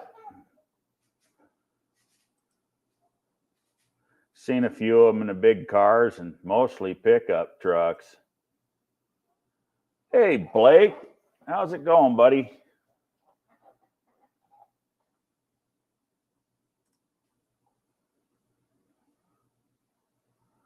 So no working on cars for a while. I have to do the floors to finish putting in the 68 Coronet.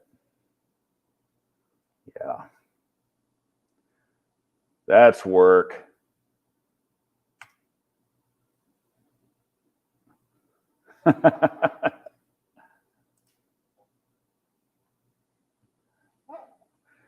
Anybody wants to jump in and bullshit or cause trouble, go for it.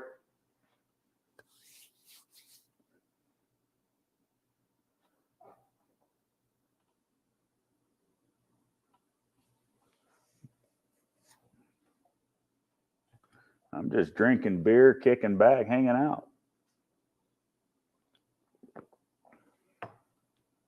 Showing off my junk.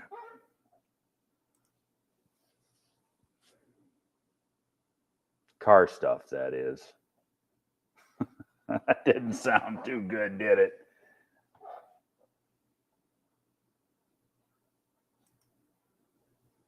Hey, Rusted Junk, how's it going?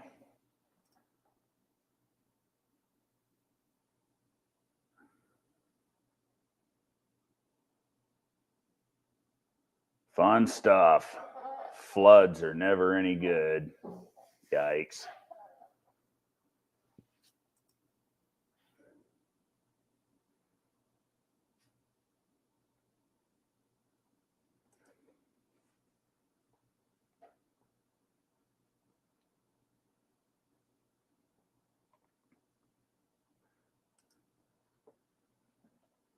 Yeah, Ari, that's probably my favorite thing to do when it comes to messing with cars is building the engines. It's as aggravating as some things can be, especially with some of these more complicated ones. To me, it's actually relaxing. I enjoy the challenge. I enjoy picking out the pieces and parts and building a combination to do what, what I want it to do or what a customer might want it to do.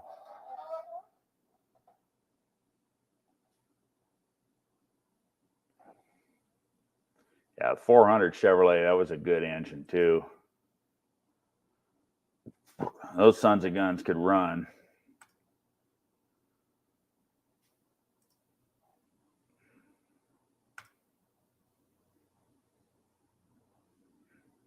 Waking early to cut grass. Have fun with that, Damien. Take care, brother. I did that on Tuesday and it kicked my butt.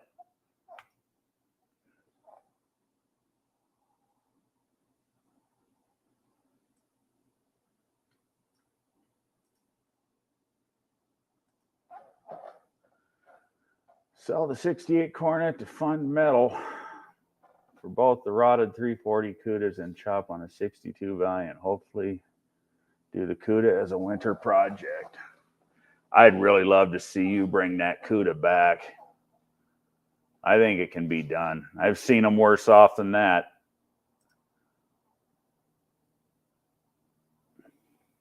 Yeah, me too. I'm not that magician. I'm just not a good body guy at all. I've painted a couple of cars before and years ago and they came out all right, but the prep work and the body work, I just ain't good at it.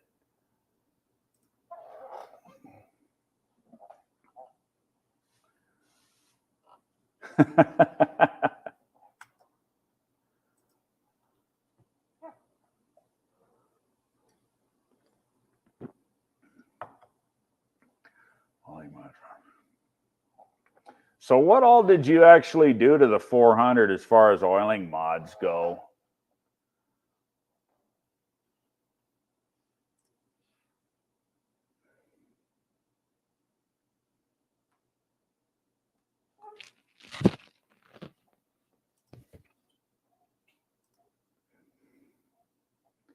Hey, Hammer Wrench, how you doing, man?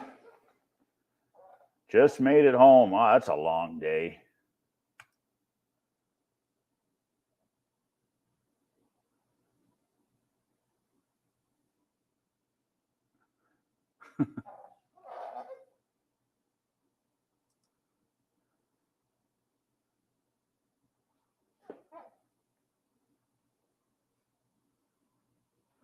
Yeah, that's going to be really neat watching that Cuda come back to life.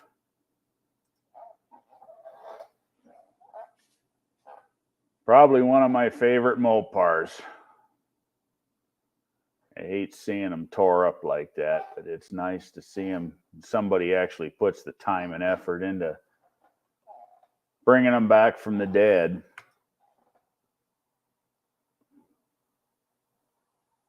It's only time and money, right? Usually lots of both.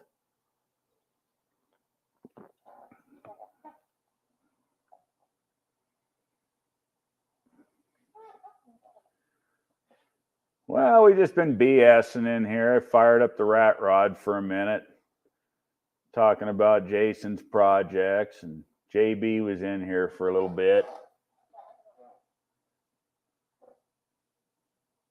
It's kind of winding down now.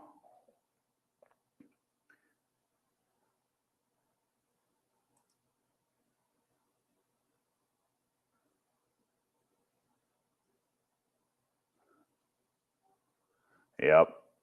It is a time killer, that's for sure.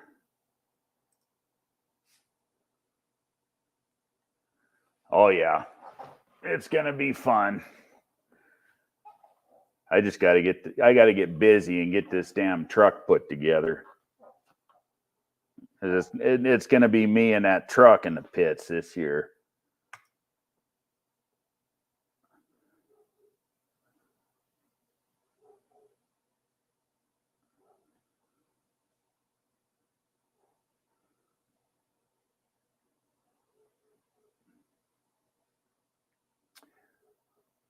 Yeah, the shaping around the oil filter adapter, it's pretty common on just about all the Fords, actually. Probably saw the video when I did the oil mods on the FE.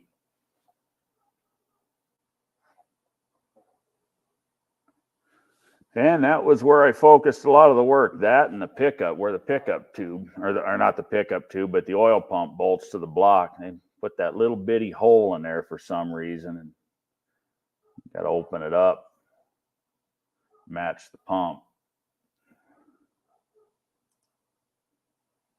You too, Blake.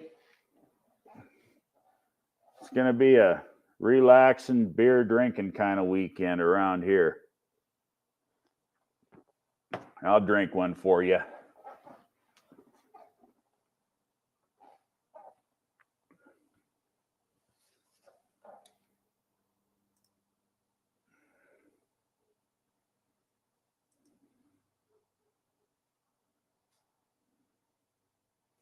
So what kind of trouble you been causing lately, Clint? Anything good?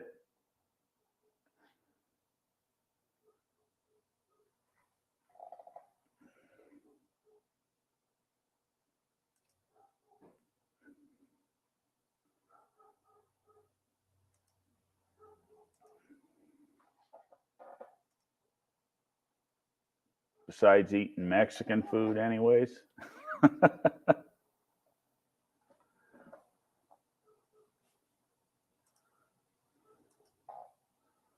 Oh, that could be fun. Is it complete?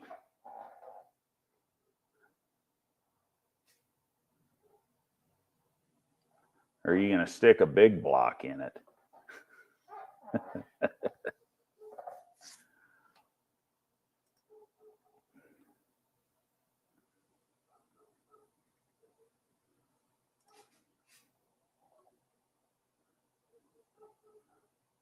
Well, it can't be complete trash, or you wouldn't have drug it home.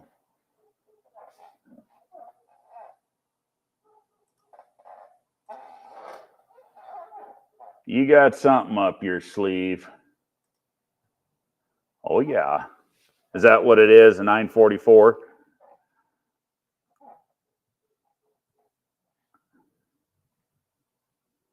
That'll be fun.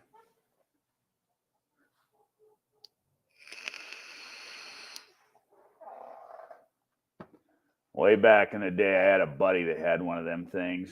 He was pretty proud of that car. We had some fun with it.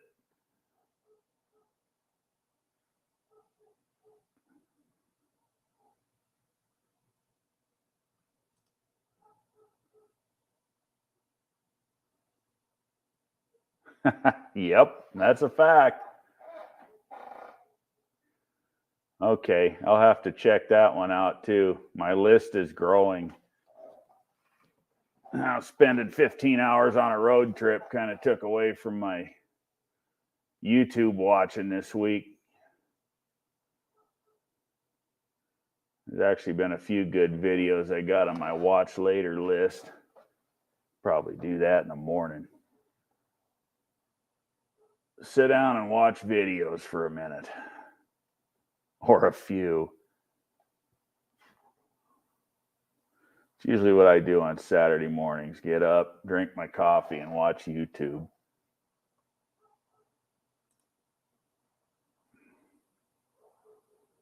Yeah, pretty much. That's the way it goes.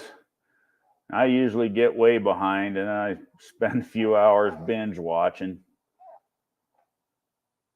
Especially since the weather's been getting nice and I've been spending more time out in the shop. A lot of the time when I'm out here in the shop, I'll put the videos on the big screen and just let them kind of roll along and watch them while I work.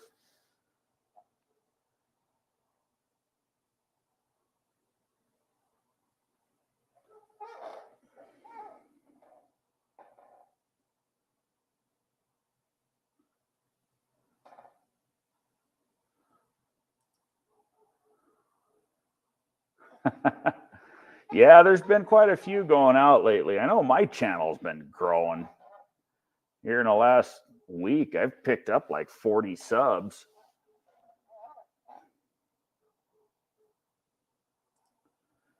Well, you were here, Clint. You saw it. You were actually in my garage. You seen my setup.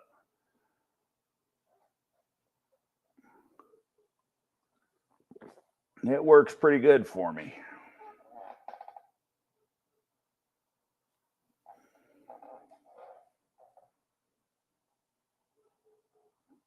Now, if I just get the rest of the mess cleaned up, I'd be in good shape. That's what I really need to do. I need to spend a couple of days, like Bear Rose has been doing, cleaning up. It's easy to make a mess. You keep making a mess, and you end up with a big mess. And it takes a long time to get crap straightened up again. Yeah, I got a great amount of wasted space too. It's just a mess. I've been slowly working on it, but trying to get projects done and work on other people's junk and make a few bucks doing it. And like I say, a lot of the time I come out here at 8 o'clock, 9 o'clock, sometimes earlier than that, and the wife will come out looking for me at 9 o'clock at night, making sure I'm still breathing.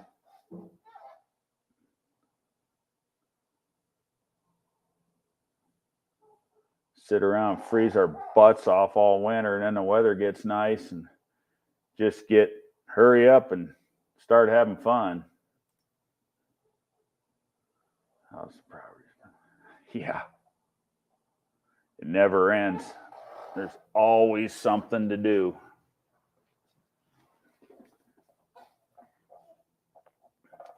And if it ain't the hot rods eating up time, it's something else.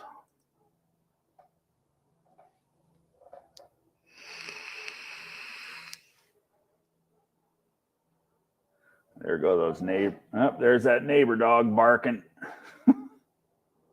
Such a pain. Hopefully the mic's filtering him out.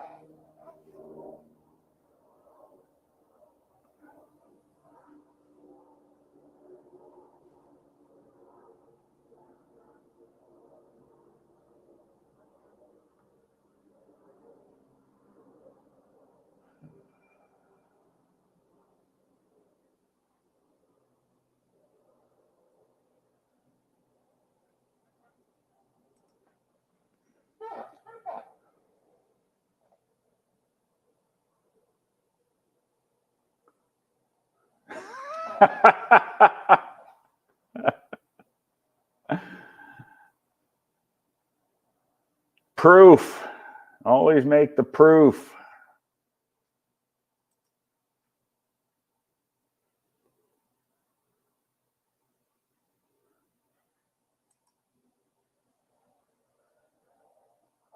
My problem is a lot of the time I get busy and I forget to turn the dang camera on.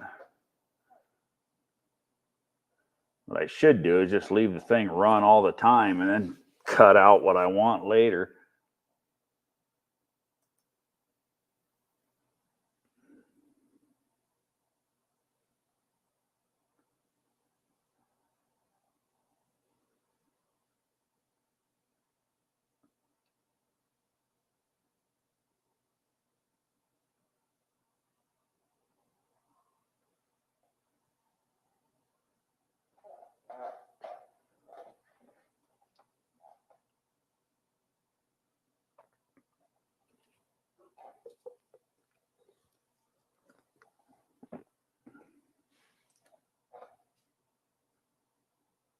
Yeah.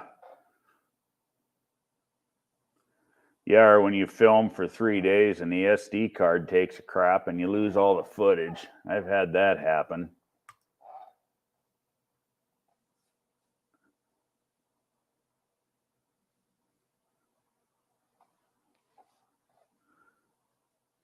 I've gotten to the point now where as soon as I'm done filming, I pull that card out of the camera and download it to the computer, put it up on my server where I know it's safe.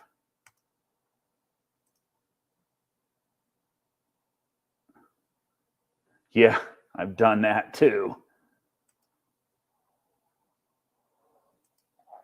Yeah, I'm forever doing something. Yeah, that's a good idea too. Yeah, I'm forever if I'm trying to do something small or, working with something and got the camera set up, always trying to second guess myself and make sure what I'm doing is in frame. I can't tell you how many times I've sit there and done a little project on the workbench or something, and I go watch the footage and all I got is the workbench.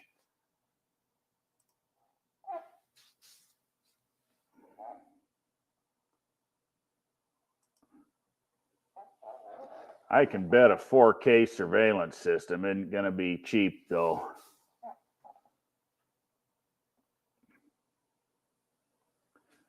Heck, look at the cost of a GoPro that claims it can do 4K, and you get about 30 minutes out of the thing if you're lucky, and it overheats and shuts down on you.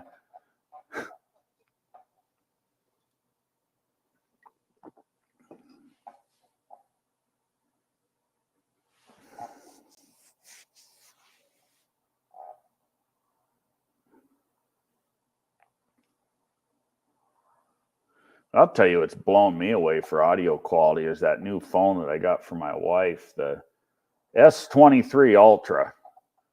That first test drive video on the rat rod that I let out earlier, that was recorded directly on that phone. That audio came from the microphone built into that phone. Hey, Brian. What's going on, brother? What's up? Oh, It's Friday night. We're just yeah. shooting the shit, hanging out, drinking beer. You were just talking about that S23 Ultra. I just got one of those. That camera on that thing is amazing. I haven't hardly got to do anything with it, but yeah. I'll tell you what. I've got the S22 Ultra. I got that last year, but this year they had a smoking deal. Turn in anything and get the S23. I think the S23 Ultra. I think I could have got a regular S23 for absolutely nothing. Traded in. She had a what the hell did she have? Oh, it was a Note 20. It was the Note 20 that she had. So what? 3 generations old. But traded that sucker in, and I got the S23 Ultra for like $300. So I couldn't say no. Get the stupid thing. But I took her that night when I took the rat out for the first time. I pulled it up in front of the house, and of course she comes outside because it's out there cackling in front of the front door. And she says, "What are you doing?" I said, "What are you doing? Get in the car. We're going for a ride." Turn on that camera. But did you see that video, Brian? No, I haven't had a chance to. I want to check it out, though. I'll check it out for sure. The first test drive video of the rat that she took with that phone, and it just absolutely blows me up. I mean, this microphone that I'm doing this live with is part of my Kamika setup. It's a $250 set of microphones. That's what I do most of my videoing with. And that microphone and that damn phone blows it away. Huh? That's something that's nice. If you listen, I've got a nice stereo system in my house, big tower speakers, 12-inch subwoofer, the whole 9 yards. I watched that video on my TV in the house with that subwoofer and everything going. You might as well be sitting in the car. Huh? It really frickin' blew me away, the quality that microphone picked up, because that's always the Achilles heel of any recording device making these videos. It's always trying to get the stinking audio, or always trying to chase the good audio. Yeah, that's the thing. People will in your videos forgive bad video, but Right. they will not forgive bad audio. Right. If you don't have good audio in your videos, Yeah. you could do a video on the coolest thing in the world, but if the audio and they won't watch it.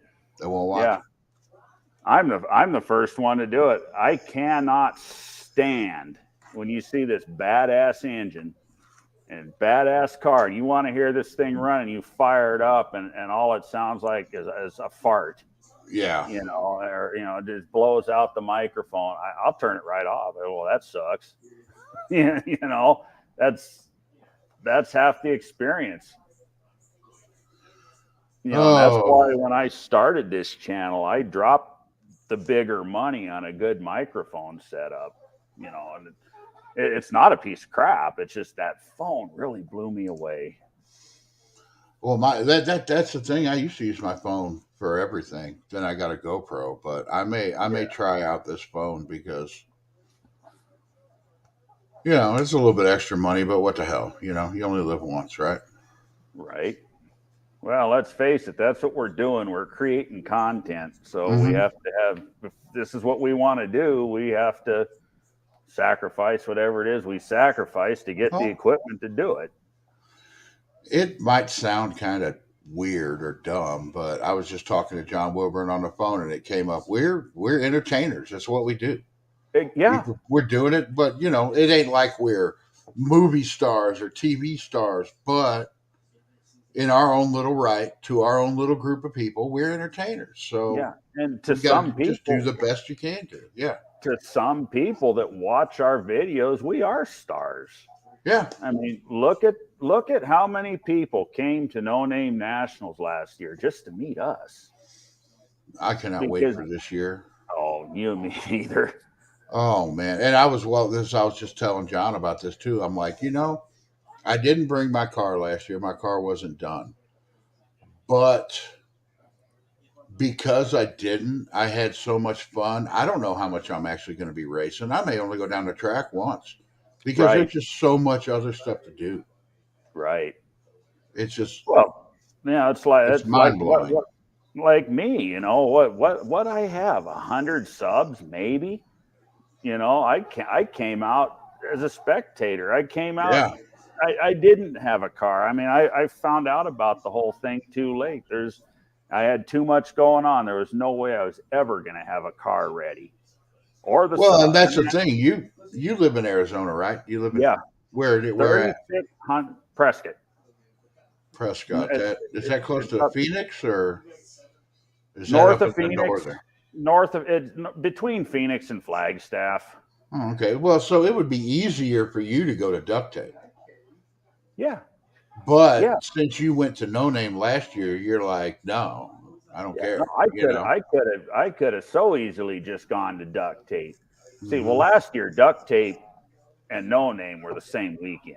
Yeah, I wouldn't mind going to both one year. I wouldn't mind it. Oh yeah, and if it happens to work out this year, the time wise, I will go to both. But I'm coming to No Name, and if duct tape falls in line, then I'll go to duct tape. But yeah, duct tape's in my backyard, and I chose to take a 3,600-mile trip Mm-hmm. to come to No Name. That speaks volumes about us as a community. Well, and that's the thing. I guarantee you had more fun. Oh hell than yeah! if you would have gone there, than if you would have gone to duct tape. I know you did. Oh, I was absolutely. there with you a lot of the time. We were. hung out a lot. We did. Yeah, no, And I go to a lot of events. Like, that's going to be my problem this year. I've been to Holly Mo Party every year. Mm-hmm. And it's the weekend before. I'll probably go to Mo Party just for a day. Right. Drive out to Kentucky, but I'm not gonna. I'll just go and walk around, but that's the whole thing. I go to that event. I'll go walk around. The first couple times, I was like, "Yeah, we're going out there. We're going to be all weekend." And after the first day, I'm like, "Okay, I'm ready to go home." Duct tape. I was like, "Come on, John, one more day. Come on, give us one more day." Because it was just that much fun. Right. And I think it would be that much fun for people who if anybody watches, there's people out there that just watch us, watch our community. Yeah.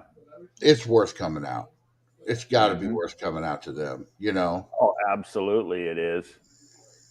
It is absolutely worth coming out. I would do that all over again and not think twice.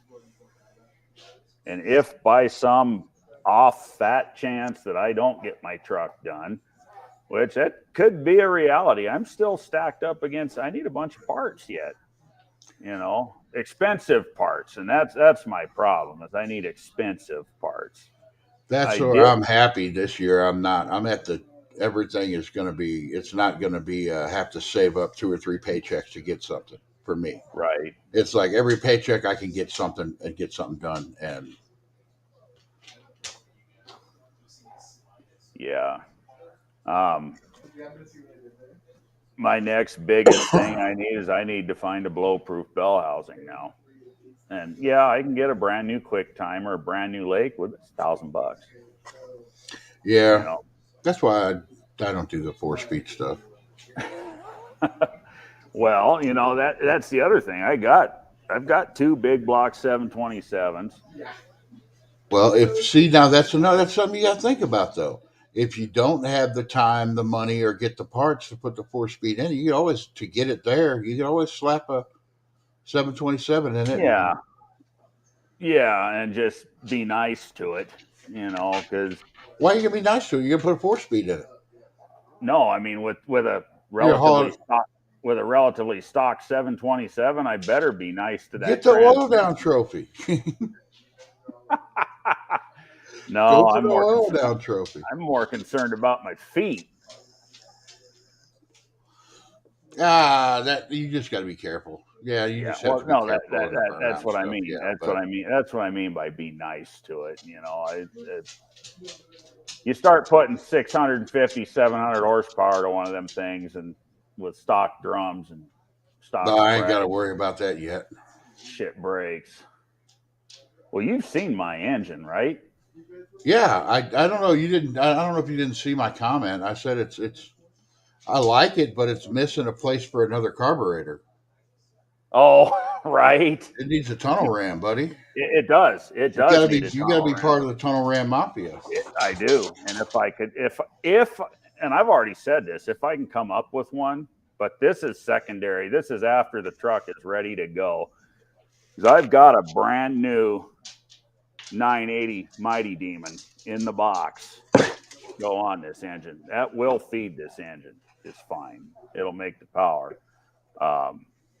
So that being said, when the truck is ready to roll, if I got extra money and I can come up with a tunnel ram, I've got a match set of 780 Hollies. Yeah. That all I got to do is put kits in them, and I've got carburetors to go on the tunnel ram. I just don't have the tunnel ram. Well, it's a low deck though, isn't it? No, it's an RB. Oh, it's really? It's a 440 55 over. Oh, okay. Well, there. It's the same bore and stroke as what a 400 stroker would be. You know, you're thinking when you think conventionally, as Mopar guys think of a 451, we think of a 430 out with a 440 crank in it gives you a 451. This is dimensionally the same, except it's RB and it's got the longer rod, so it's got the longer rod ratio. Well, that's an RB. If you need help, if you actually do want to put a tunnel ram on it, let me know. I can hook you up. You know a guy I know has got a tunnel ram. He's got a couple. Yeah, I'll bet he does. Mm-hmm. I'll bet he does. I know exactly who you're talking about. He's got one I got to buy back. Would you sell him one and now you want it back? Yeah. Did some horse trading. But now my plan is after I get the car done, for now, I'm actually going to build. I've got a 440 I'm going to build for it. Oh, nice. My machinist has got a set of Aries dome pistons and 6-pack rods. He's going to sell me for like $300. Nice. It'll bring it up to like 13-to-1 compression. I was going to say, yeah, it's about a 13-to-1. It'll be a race gas only motor, but right. This one's going to be borderline race gas only. It's about 11.7-to-1 on flat tops, but I've got it set right at 44 thousandths a quench. So it's going to be, and I massaged the chambers and everything. It is going to be very, what's the word I'm looking for? as immune to detonation as it can be. And of course, they're aluminum heads, so that helps too. And yeah, I want to get. What kind of heads did you get? Don't buy these heads. Buy the Victors. Oh, what'd you get? They're Speedmasters. Oh, okay. They're the Speedmaster knockoffs of the Edelbrock Victor head. And by the time I got done fucking with those things and getting them and turning them into a decent head, I had almost twice the money in them that I could have just bought. That's what Jet's running in Jezebel's, those same heads.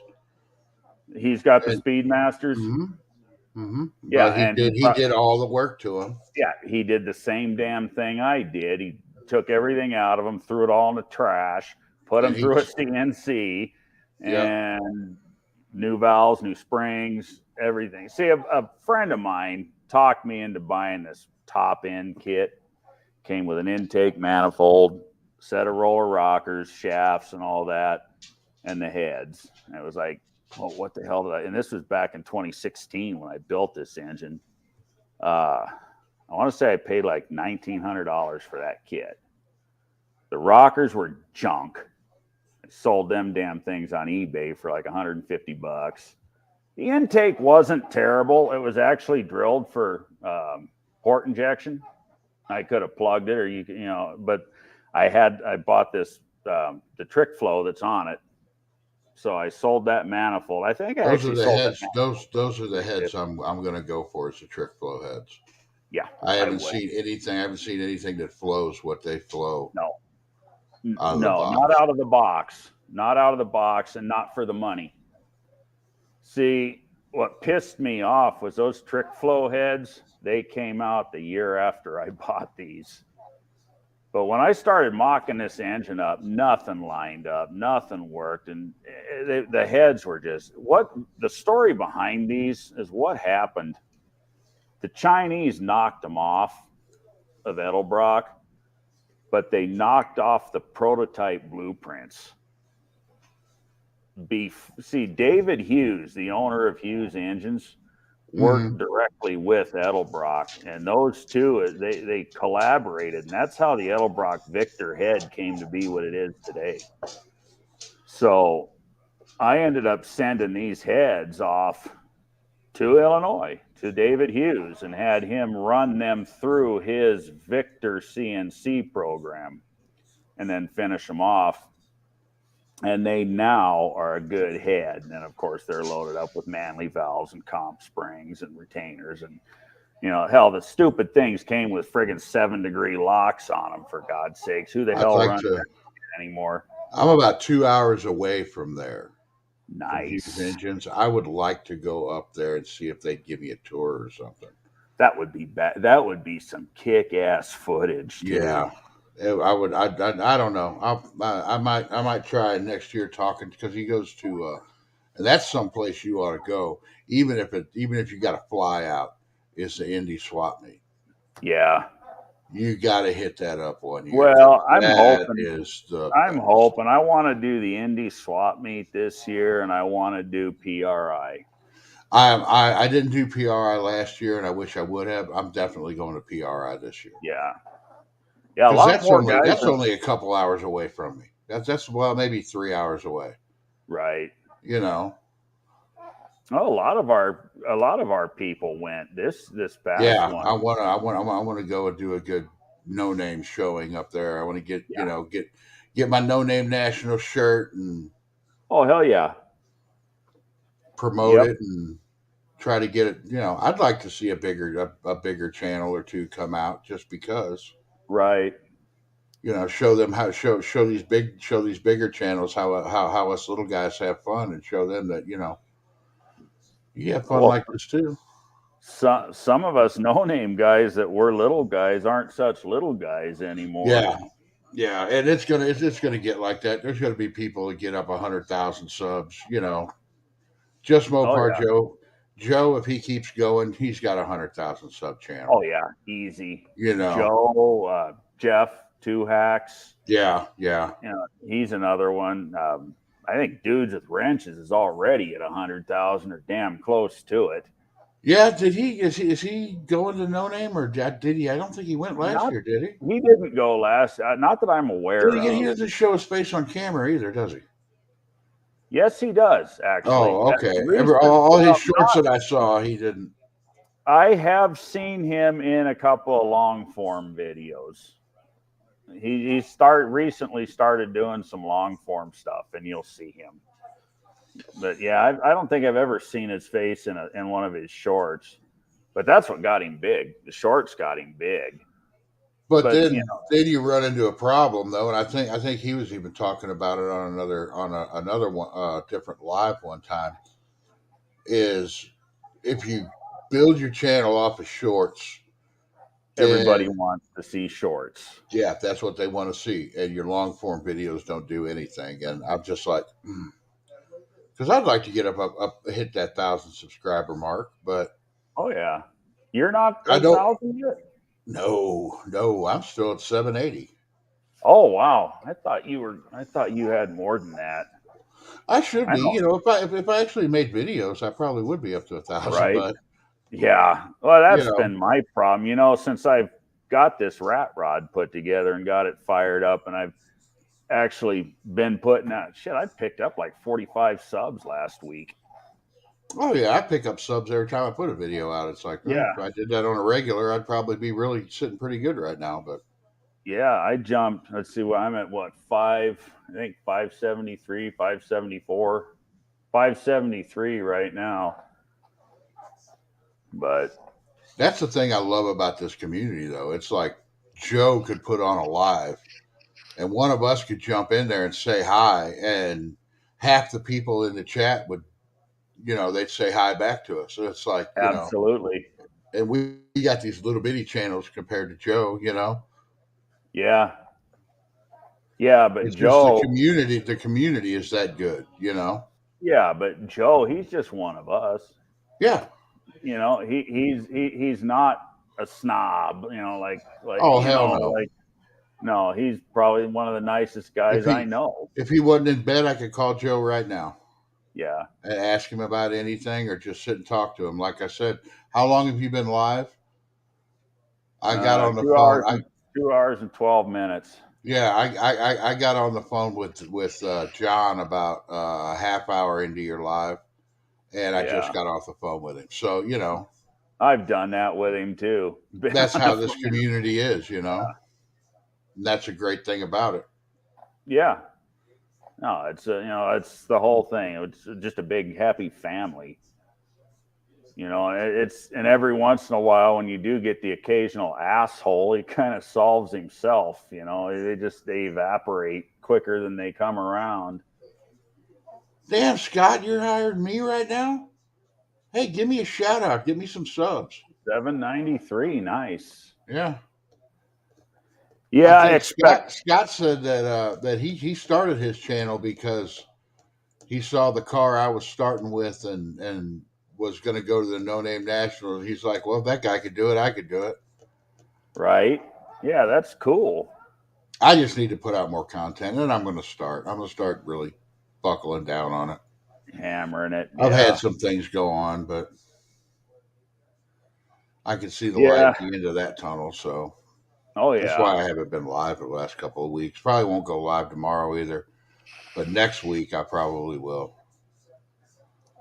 I think we're going to do. Me and Jed and William been talking about wanting to do another Wide Guys. I don't know if you ever watch that when we do it.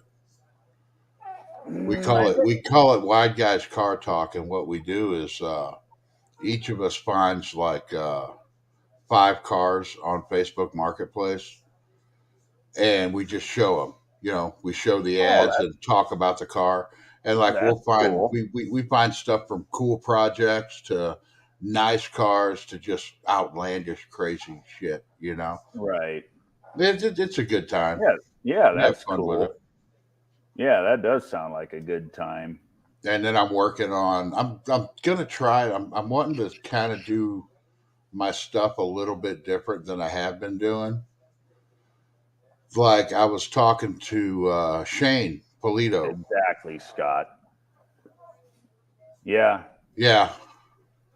But I was talking to Shane Polito, and I was like, "Hey, you want to come on my live for about an hour, and just we'll pick a topic, and we'll just go with that, and just talk about just go deep into tech on that, and then do that for about an hour, and then let people come in and do my normal stuff." But I was thinking about doing that, starting That's having kind people yeah. on for about an hour, talking to them, whatever they're into. I talked to John Cope, have him come on and go in depth Oh about yeah. transmission stuff, or have John Wilburn come in and go in depth about No Name Nationals. Just be like, look, this is what's Exactly. going on. Yeah. I can sit and talk to John Cope for hours. Oh yeah, and he's Hours and another hours. good guy. He's a really good guy. He's an We got so awesome many guy. there's so many people in our community just look at you like, yeah, those are really good people. Yeah. Scott's one of them. Heavens Mopars, he's just a good guy, Yep. Exactly. and he Yeah. loves his dogs as much as I love mine. So No. Well, Friday night after the burnout contest, I rode back to camp in the back of Mr. Haney, and mhm. that's where I spent the rest of my evening, hanging out with John Cope. He's another great person, and I speak his language. He's probably forgotten more than I'll ever know, Yeah. but I have built more than a few transmissions of every brand. I Mhm. speak that language, and I can sit down and have a conversation with him that just don't end, and I enjoy the hell out of it. I can't get over it. Did you catch the end of John's live when they were talking about what he's doing? Oh yeah, with He's Andy. Yeah, With, just with building yeah, that. I bought a piece of I billet have. aluminum. I'm going to make him a valve body. It's Yep. like, what? That's Yeah. not just something Yeah. you make. It's That's something like John saying this. Cope just. It's Yeah, something John Cope just makes. that's like Yeah. saying I got this piece of aluminum. I'm just going to make an engine block. Yeah. He's just You gonna sit know? there and whittle it out, and he Yeah. will. Hmm. Yeah, and he will. There's no doubt in my mind that he will make this come to fruition. That's just who he is. No, I actually would. I've known about this ever. I watched the video that Andy put out. Shoot, I think it's been a couple months ago now. About when he first mentioned that him and John had come up with this idea they were going to do a 4R100 for Casper. So Well, and it's just I've had my ear to the ground on this from basically its inception, or I heard about it as soon as Andy mentioned it, yeah. and have Well, really that's had that's my that's eye the on it. thing with this group of people. It's like we got so many just smart people in here. Mm-hmm. If you're having trouble with carburetors and you could get on a live and talk to Andy, and Andy will tell you exactly what's wrong. Sure he will. You Yeah, know? he ain't got nothing to hide, Hmm. and he's just like the rest of us. He's happy to share. He's happy to share. I was if this rat wouldn't have behaved and turned out as well as it did, I had full intentions of reaching out to him for help. I mean, I Yeah. know my way around a carburetor, and even dual quad setups, but you always run into problems. But I kind of, in the back of my mind, thought that I might reach out to Andy, and as it turned out, this sucker is just spot on. It doesn't need the help.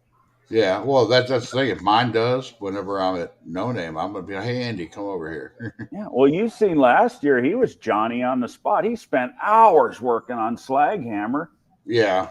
for Al. I got a bunch of footage of that.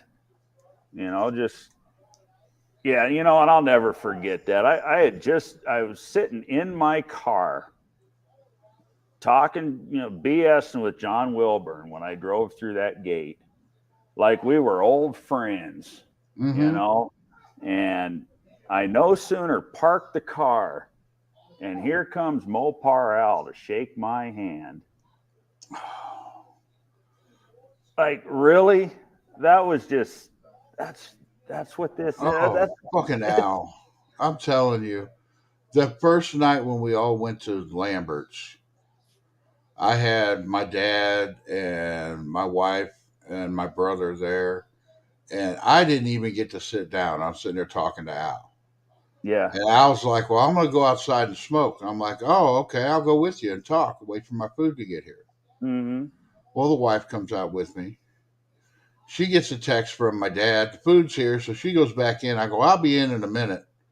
I ended up not going back in. When I went back in, they were getting ready to close up. So I had to have my whole meal in a doggy bag. Took it back to the track, warmed it up on my grill, and ate my food there. I didn't Right. even get to eat because I was talking to Al the first night. Yeah. Yeah. And that right there was my first 10 minutes. I think you walked with up. No You Name you Nationals. walked up and was talking to us too. Yeah. That first night at Lambert's. Yeah. Yeah. But that was after I ate.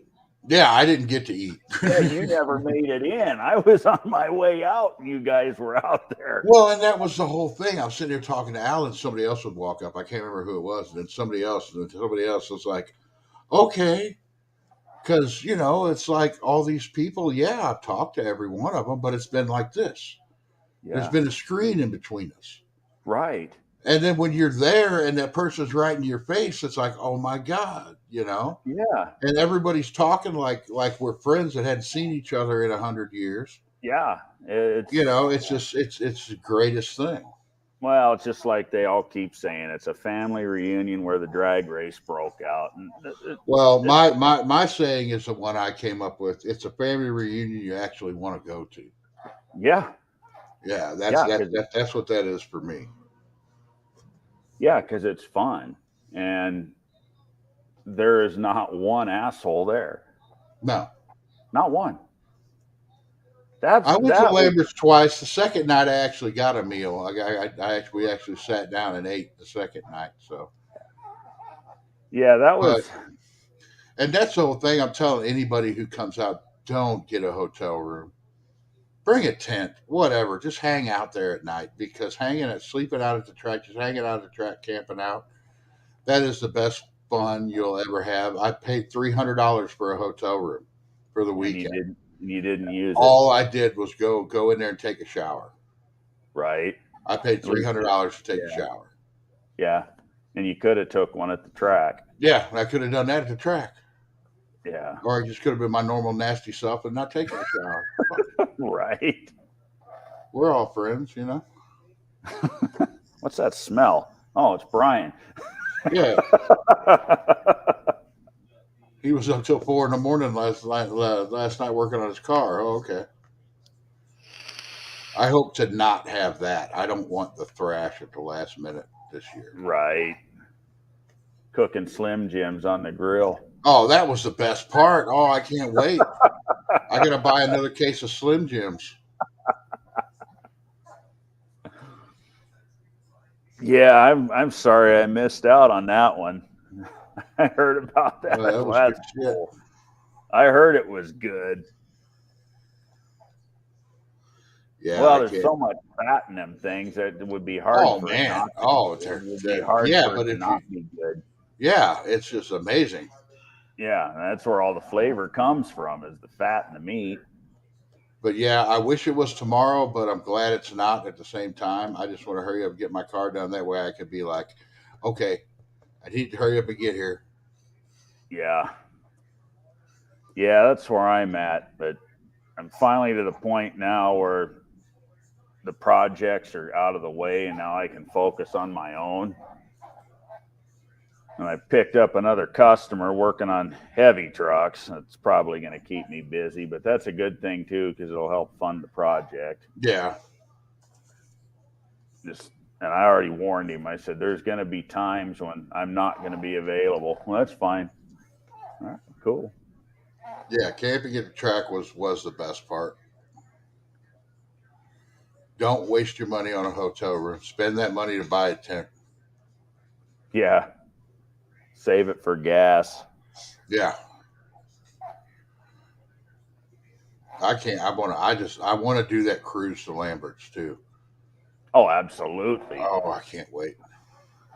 Well, I'm building mine to be street legal. It's going to be not. Yeah, not at all. I bought this truck. This truck was originally a big block truck. It was born with a 400 in it. I wish I still had that 400, but yeah, it's long gone. Yeah. But I bought that truck when I was a sophomore in high school. Oh, okay. I've had it a long time. That 71 Charger sitting in the background, I bought that sumbitch when I was 12 for $200. Well, maybe next year at No Name, we can race your 71 Charger against my 71 Satellite. Because I don't know if you know this story, but I'm getting my car that I took my driver's test in back. Really? Yeah. That's cool. See, Yeah, that I is found the that, car and I driver's found that car test in. because of the No Name Nationals. Because Really? Ryan Barsness had it. Yeah, we were sitting there talking. I'll I be was talking damned. about my car and my car that I had, my first car and everything. And And he he was had like, it. "Yeah." He started saying Wow. certain things. I was like, "Well, wait a minute. Let me see some pictures of that."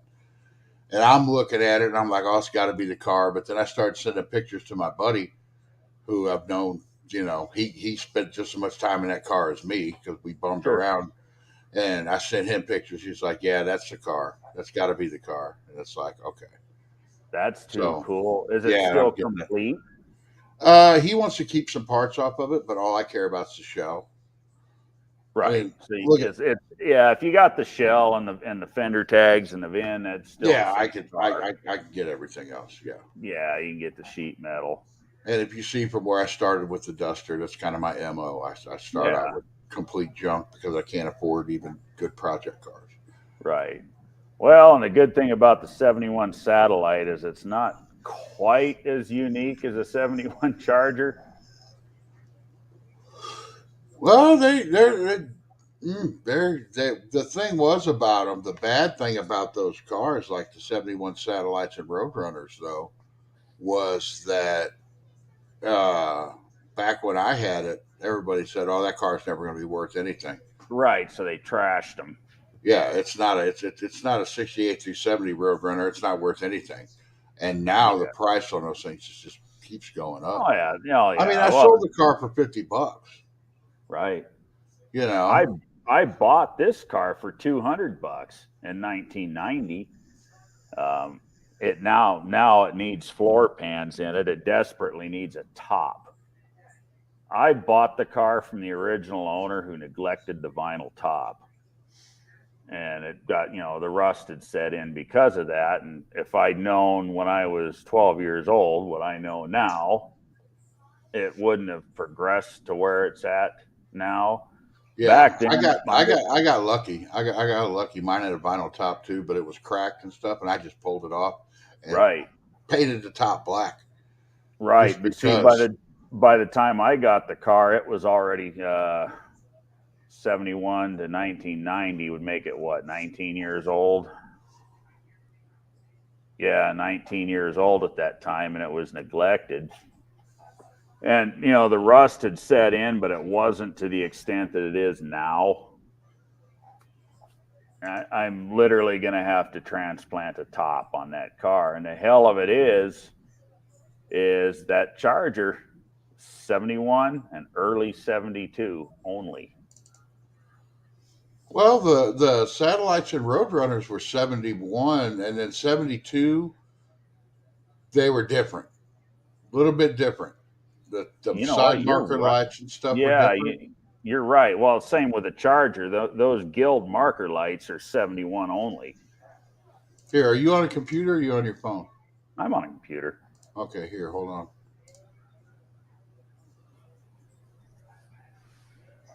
Yeah, whatever. Now you're right. I know what you're talking about, though. Yeah, because the Satellites and Roadrunners and shit, they had the.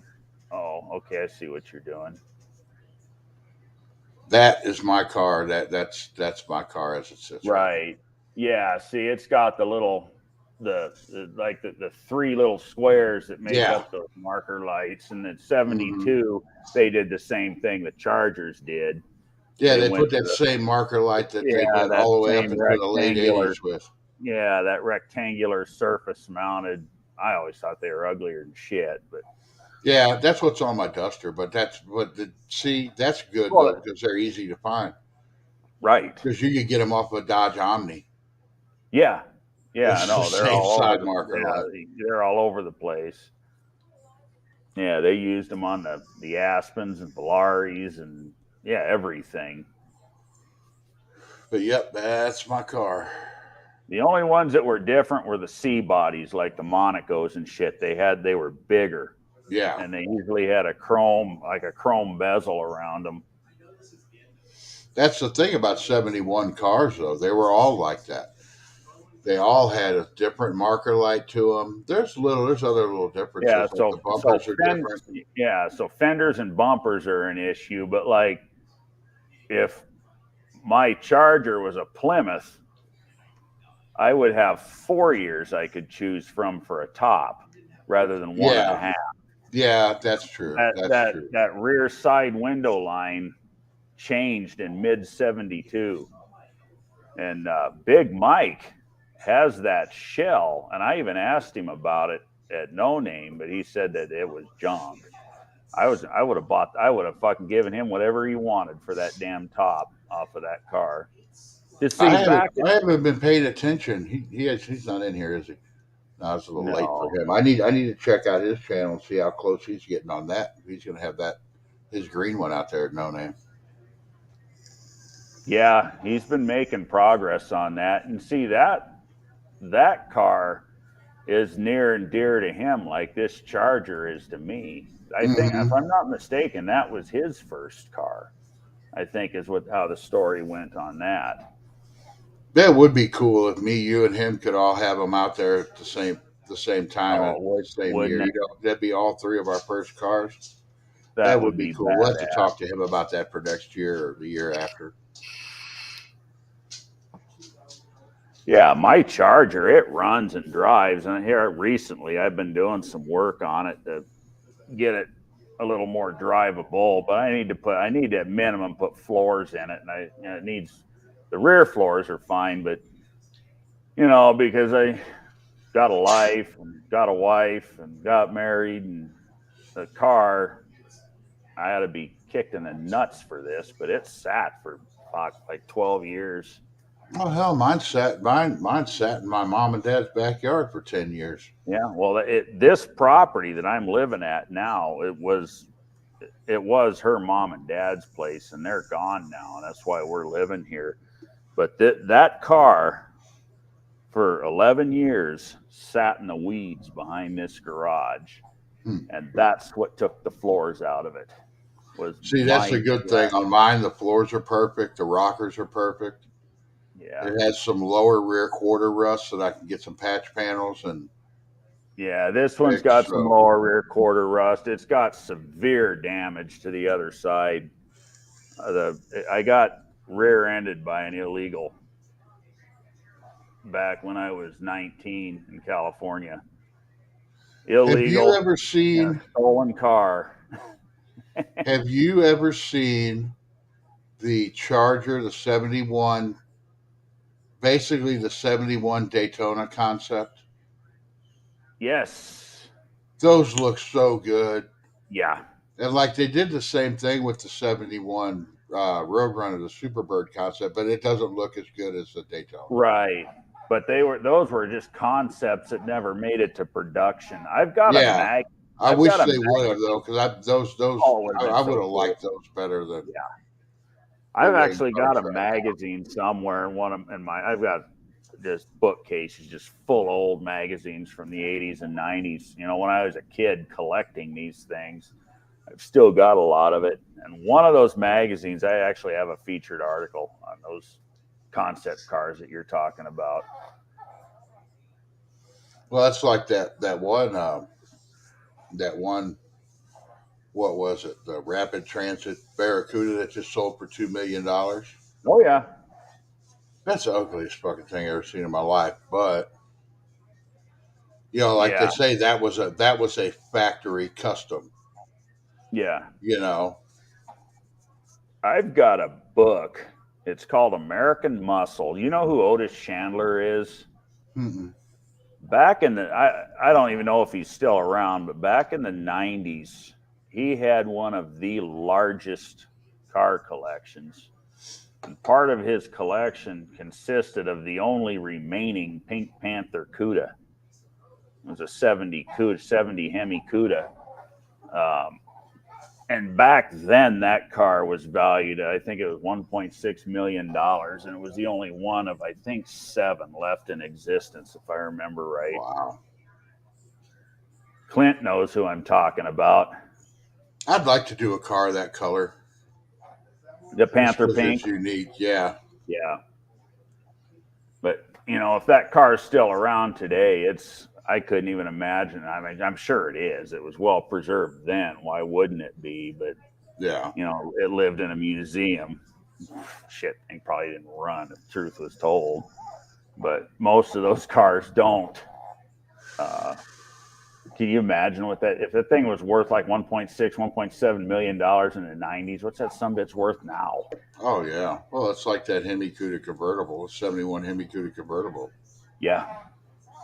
What there's only a few of them, and one of them, nice. I think the nicest one just sold for like, it was a few years back, sold for like 5 million or some shit.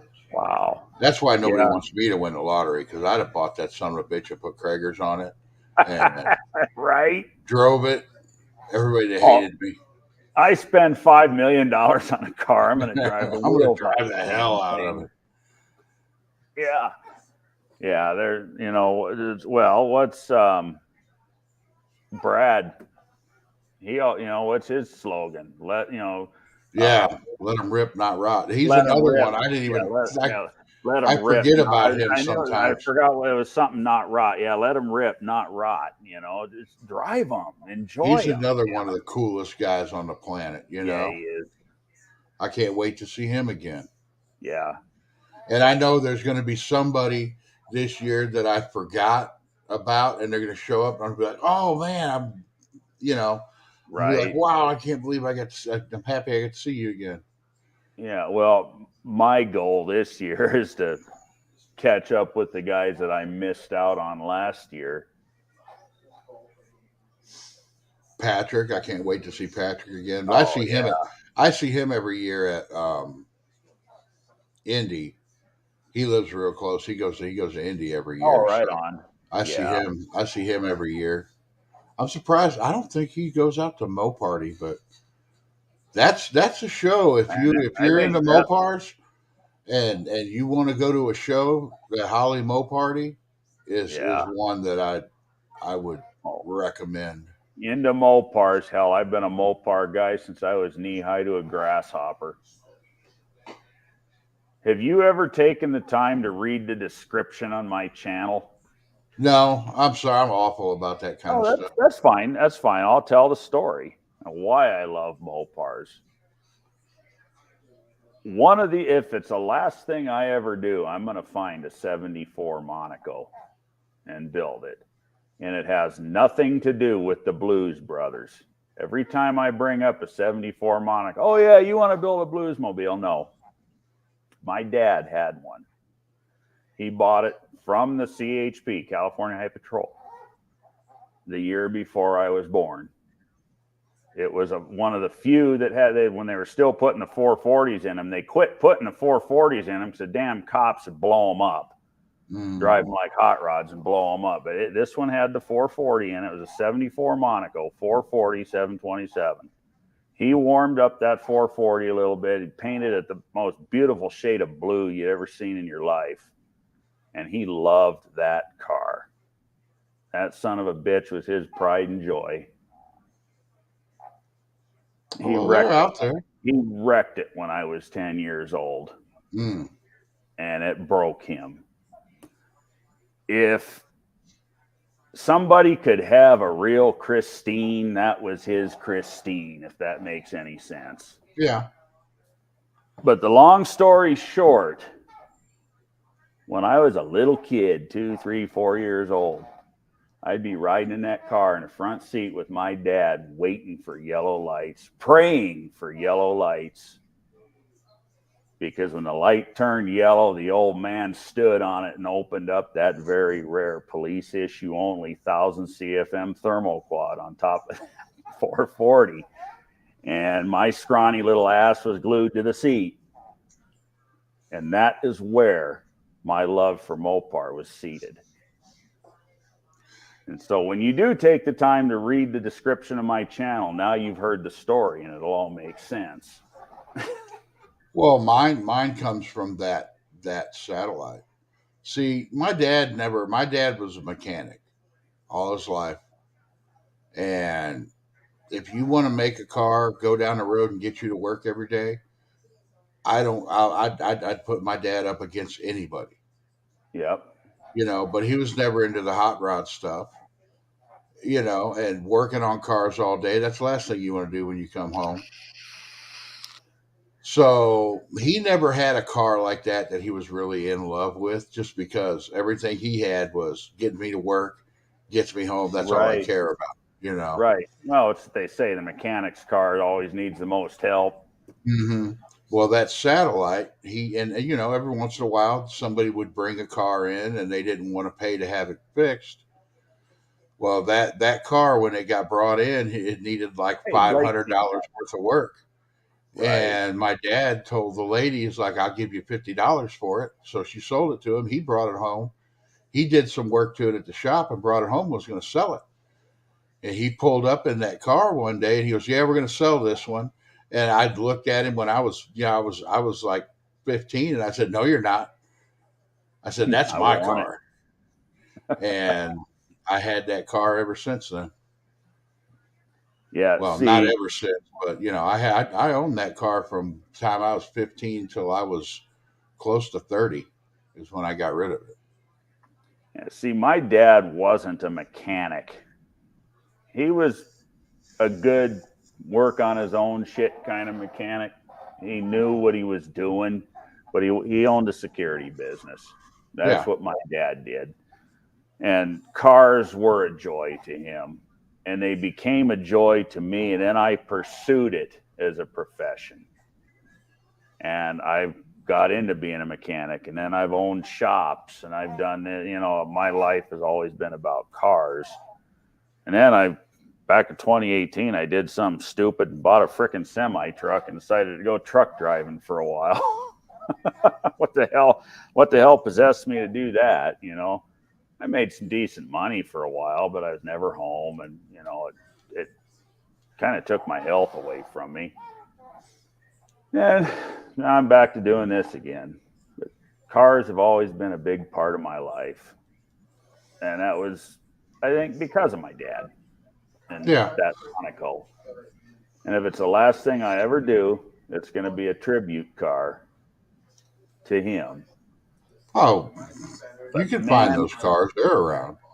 Not a 74. Oh, I bet I could find you one. The trouble with the 74 is it is the Bluesmobile. So it is popular because of the Blues Brothers. So when you do find one, they want a pile of money for it.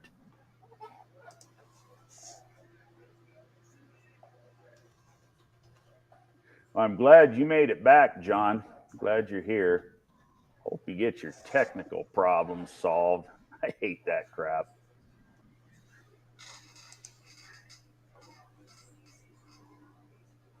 Evil bastards, they say.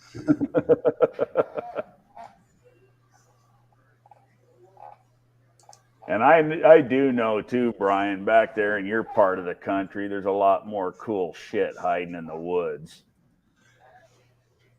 I don't know. I think everybody thinks that, because I like whenever I used to look on Craigslist and stuff, I'd always find more Mopars around Ohio.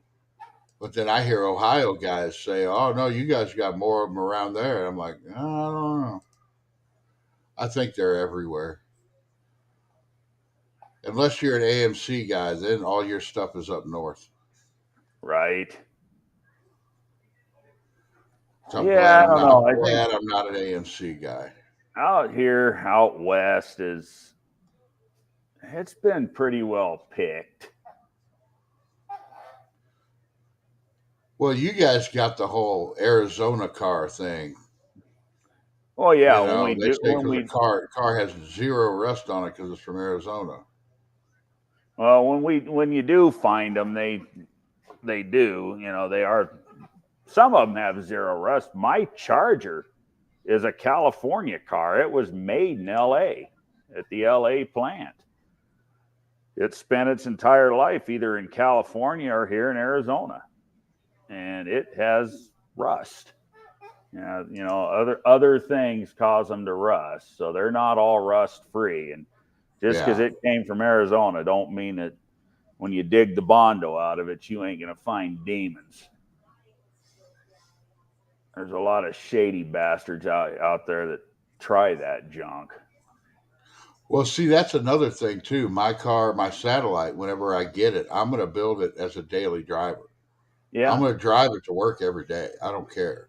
Hell yeah. When I get it done. But what's really cool is that car was built in St. Louis. And where I work now is on the property where the Chrysler plant was in St. Louis. Oh, that's cool as So hell. that car will be driving home every day. That's cool as hell. Well, there ain't a lot of Monacos out there. I figured there'd be more Monacos out there. You know, even, and of course I was young, 10, 11 years old, but I even remember back when he wrecked the car, he tried and tried and tried to find another one, and he couldn't. And back then he ended up settling. He found him a 76 Royal Monaco with a small block in it. It had a 360 in it. It was a decent car, but I wouldn't mind owning one of them big C bodies one day. Some of these I look at, they're really cool cars. They're cool. They are cool cars. Like this 73 Newport. That's just a big, cool car. Yeah, land yacht. Yeah, you can land aircraft on the hood and the trunk of that car. And looking back and thinking about it, I guarantee you that Monaco, as fast as it was or it wasn't half as fast as 5-year-old Tony thought it was. But oh yeah, everything's cool when you're a little kid, and it seeded my love for Mopar. And I've had a few Chevys and a few Fords through the years, but I always come back. I even had a couple imports for a while, but I've owned pretty much everything. Yeah, I don't have nothing but old Mopars anymore. I have never owned a Duster until I got this one though. This is my first Duster. That is which actually is odd because they made so many of them. Yeah, years ago I had a 63 Dart with a slant 6 in it that I did a bunch of work to, and I made kind of a sleeper out of it. I actually had a lot of fun with that stupid little car at the street drags. But that was actually the only A body I ever had was that one. I had a Dart. I had a 360 Dart, factory 360 Dart with air. Nice. It had a problem. It had a problem. The leaf spring was the shackle or down there at the frame rail was rusted. The leaf spring went up through the trunk. Oh shit! I still drive it around.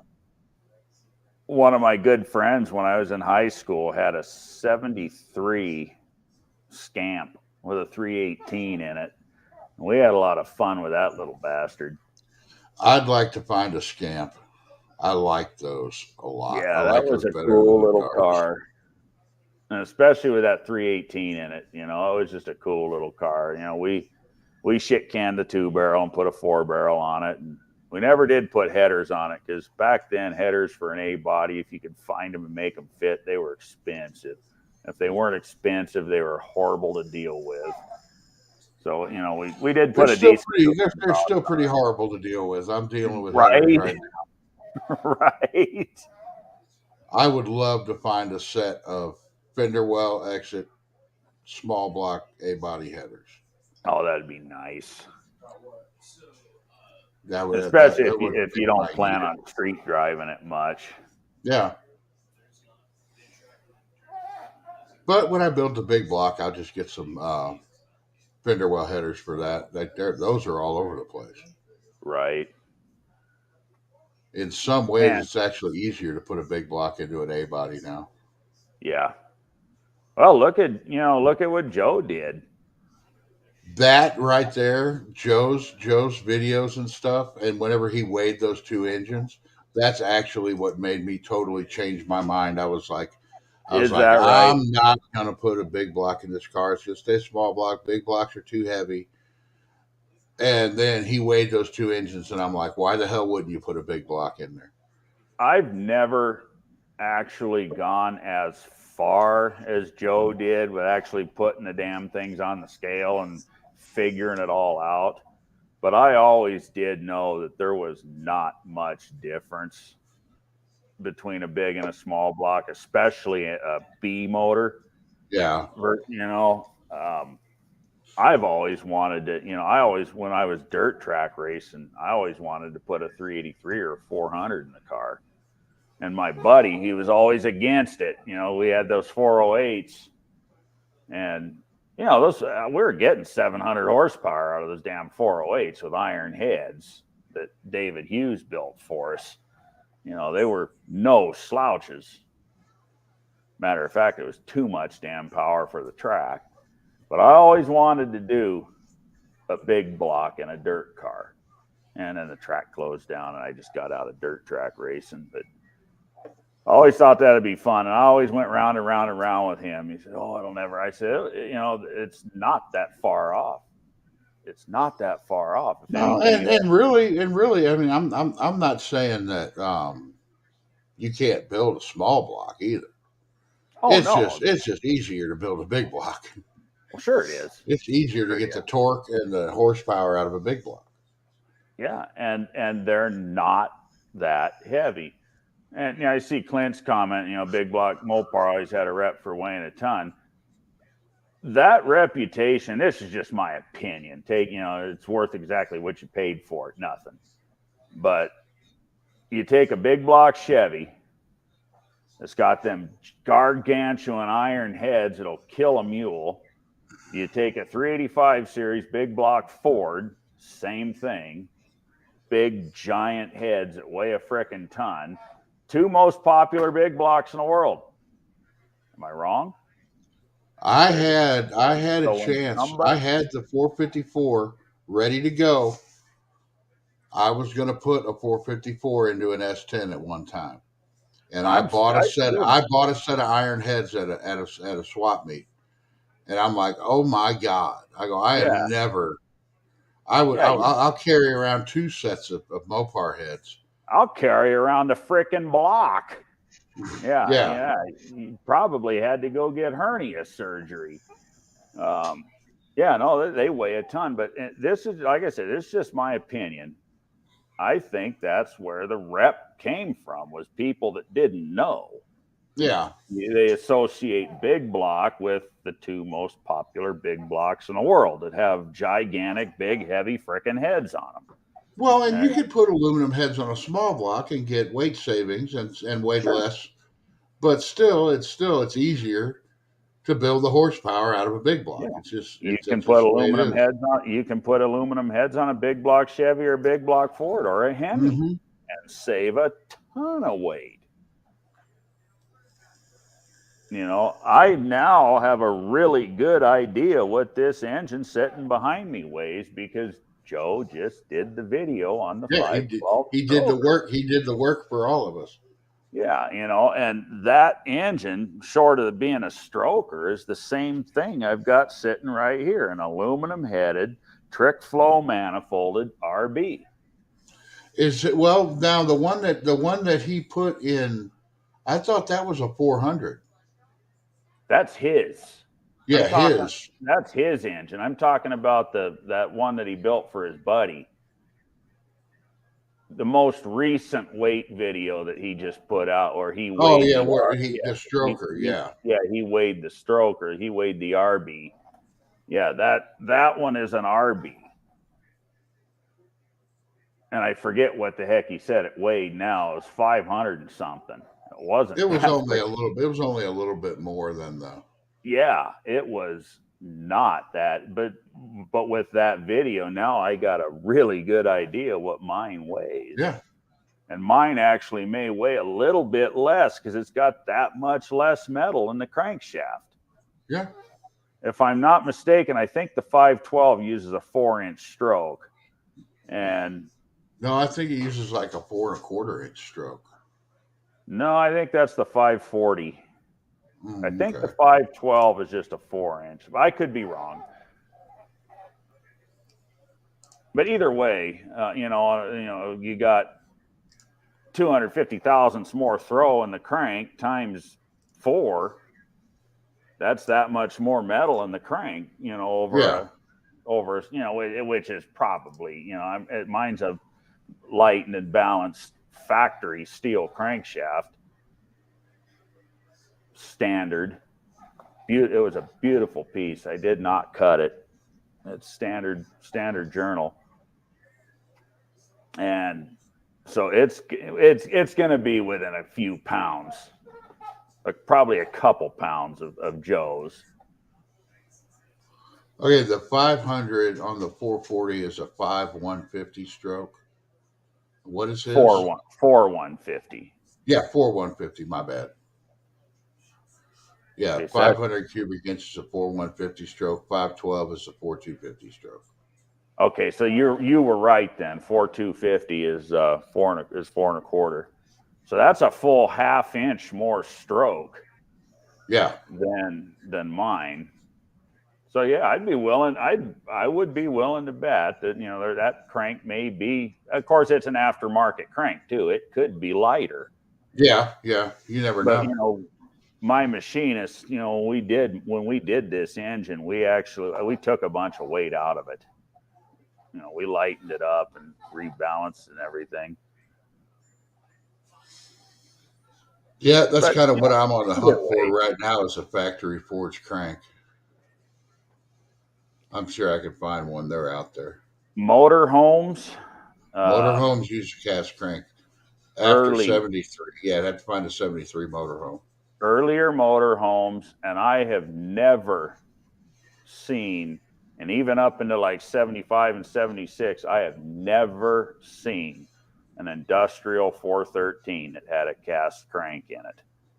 Yeah, that's a good that's a good place to find. And it's the same crank. I have one. Well, of course, the one I have sitting back there is a 70. It's a 1970. But just tell me yours. I don't have to look for one anymore. Well, I would, but I'm gonna turn that into a 426 max wedge. I've also got what I've been using it for a mock-up as I've been working on my engine run stand, but I've got a 361 also, which has it's the same thing as a 383 crank. I need to get with Redbeard because he's got. And I'm not in a big hurry for it. I'd buy it from him, and I just get it from him at no name. He's got a 400 he wants to get rid of. I want the block. I want that 400 block to put that 361 crank in. My machinist has got he said he's got 2 400s out there. He said they need a home. I need to find out how much he wants for them. I'm going to start collecting big blocks because, they're not making them anymore, so I'm going to get as many as I can. Not very long ago, I had a 10 by 20 storage unit full of them. And I got hard, and I had a few small blocks too, and I got hard up for money, and I sold a bunch of that shit off, and I regret it. I've got this engine was actually a crusher rescue. This one and the 360, that was a 440, and then that 361 I rescued as it was getting ready to be dumped into the shredder. I gave him $300 scrap weight for it, brought him home, and then I turned the 440 into this monster and the 361. I had another 440 that I sold. I had 2 383s that I sold. I still have my 413.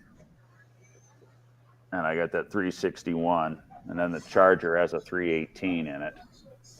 I'd like to say I want to hold on to him for when I hit old age, but I already feel like I am old. Yeah, So you and me both. Who's Blake calling dicks?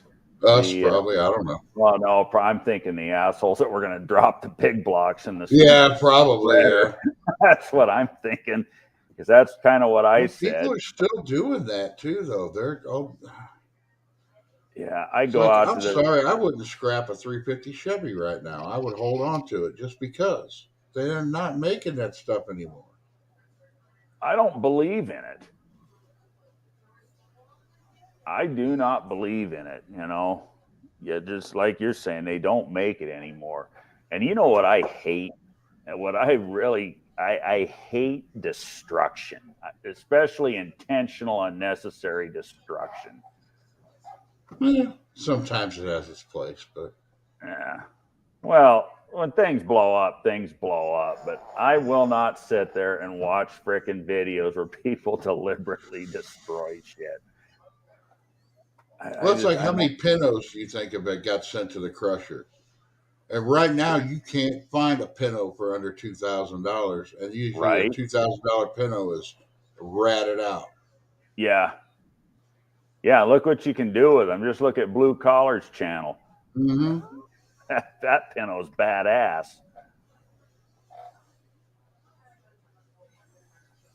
And Rangers. People hate Rangers. But look at Yeah. Dr. Art's Ranger. That thing's Mm-hmm. freaking cool. Ken from I Tall Garage, his Rangers, and that's a budget yeah, build. I mean, he ain't hardly got no money in that thing.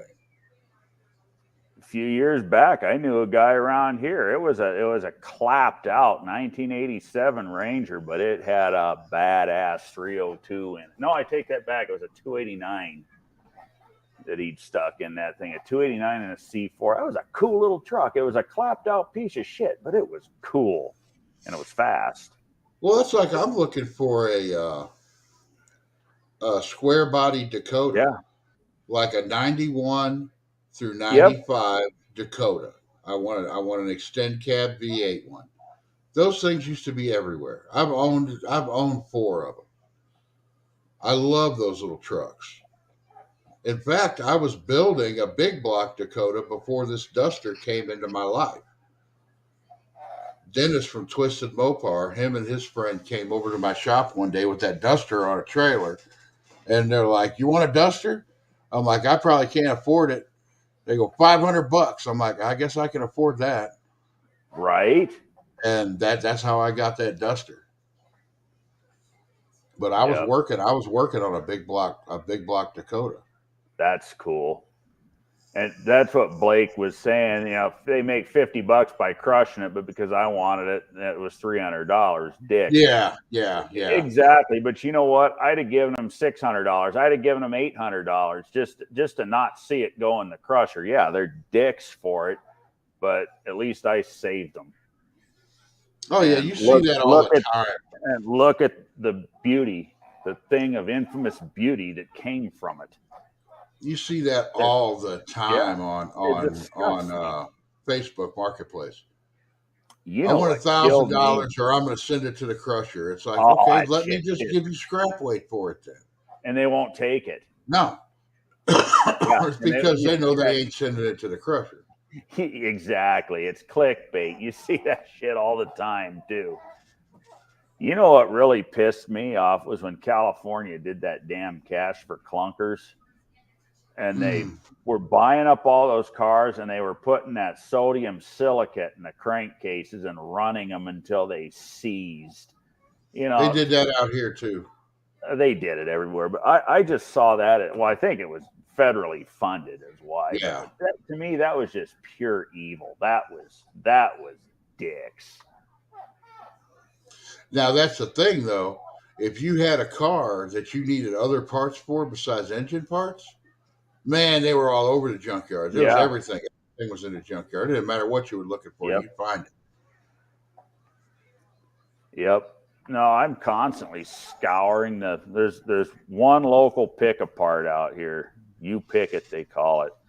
And I'm constantly going through that yard, and there's never any good Mopar shit out there. I did find suspension front end piece is off of an 80 Dodge truck that's going on my truck out there. Big block stuff, forget it. Now I heard, and I don't know, you may know better than me, but I know that, what was it, in 80 or 81, they changed, when they changed over to the first gen Rams from the 10 grills. Mm-hmm. They changed the front clip and the doors and the bed, but I heard the cab was the same all the way through. Nope, the cab has the body line in it too, but that's the only thing different. If you were trying to mix and match parts, a decent body guy could work that out of the metal. It's 4 inches long at best. The only place that line exists is between where the door closes and where the door jamb is and where the cab rolls around the back. It's probably 4 inches long. You could work that line out, and physically they're all interchangeable. They just would look stupid because the body lines wouldn't match. But you can bolt the fenders and the bed and the doors and all that shit on anywhere from 73 all the way up to 92. But yeah, you're right. They did change the body lines, but they will physically bolt on.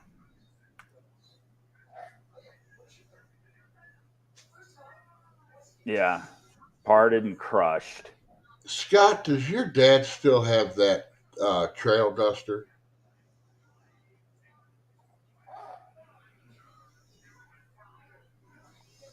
I was watching one of Scott's old videos, and his dad had this trail duster, and I really want a trail duster.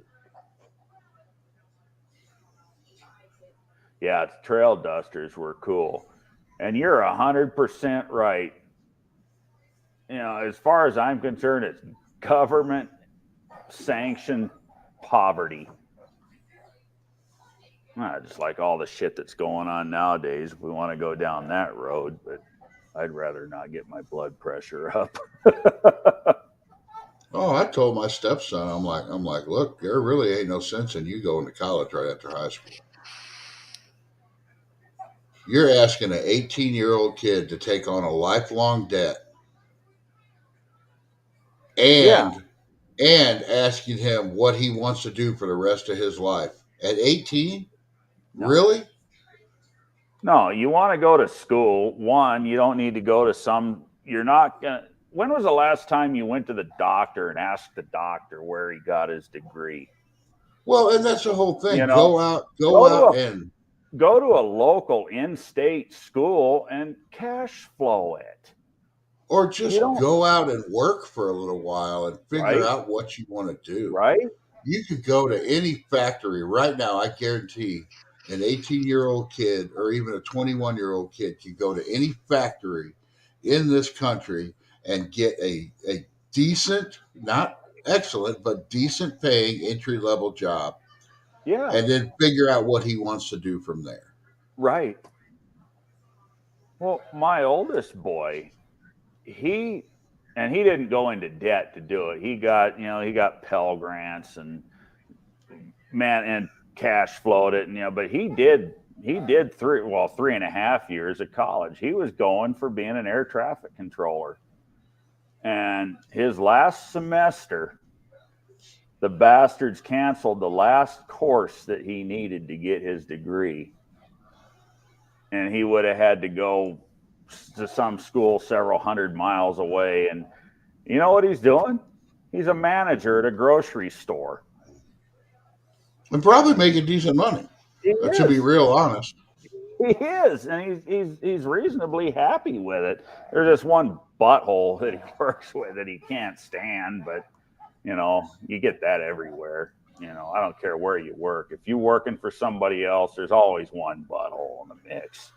But that's like right now, if you want to be a production machinist and learn like what I do, CNC machining. Right.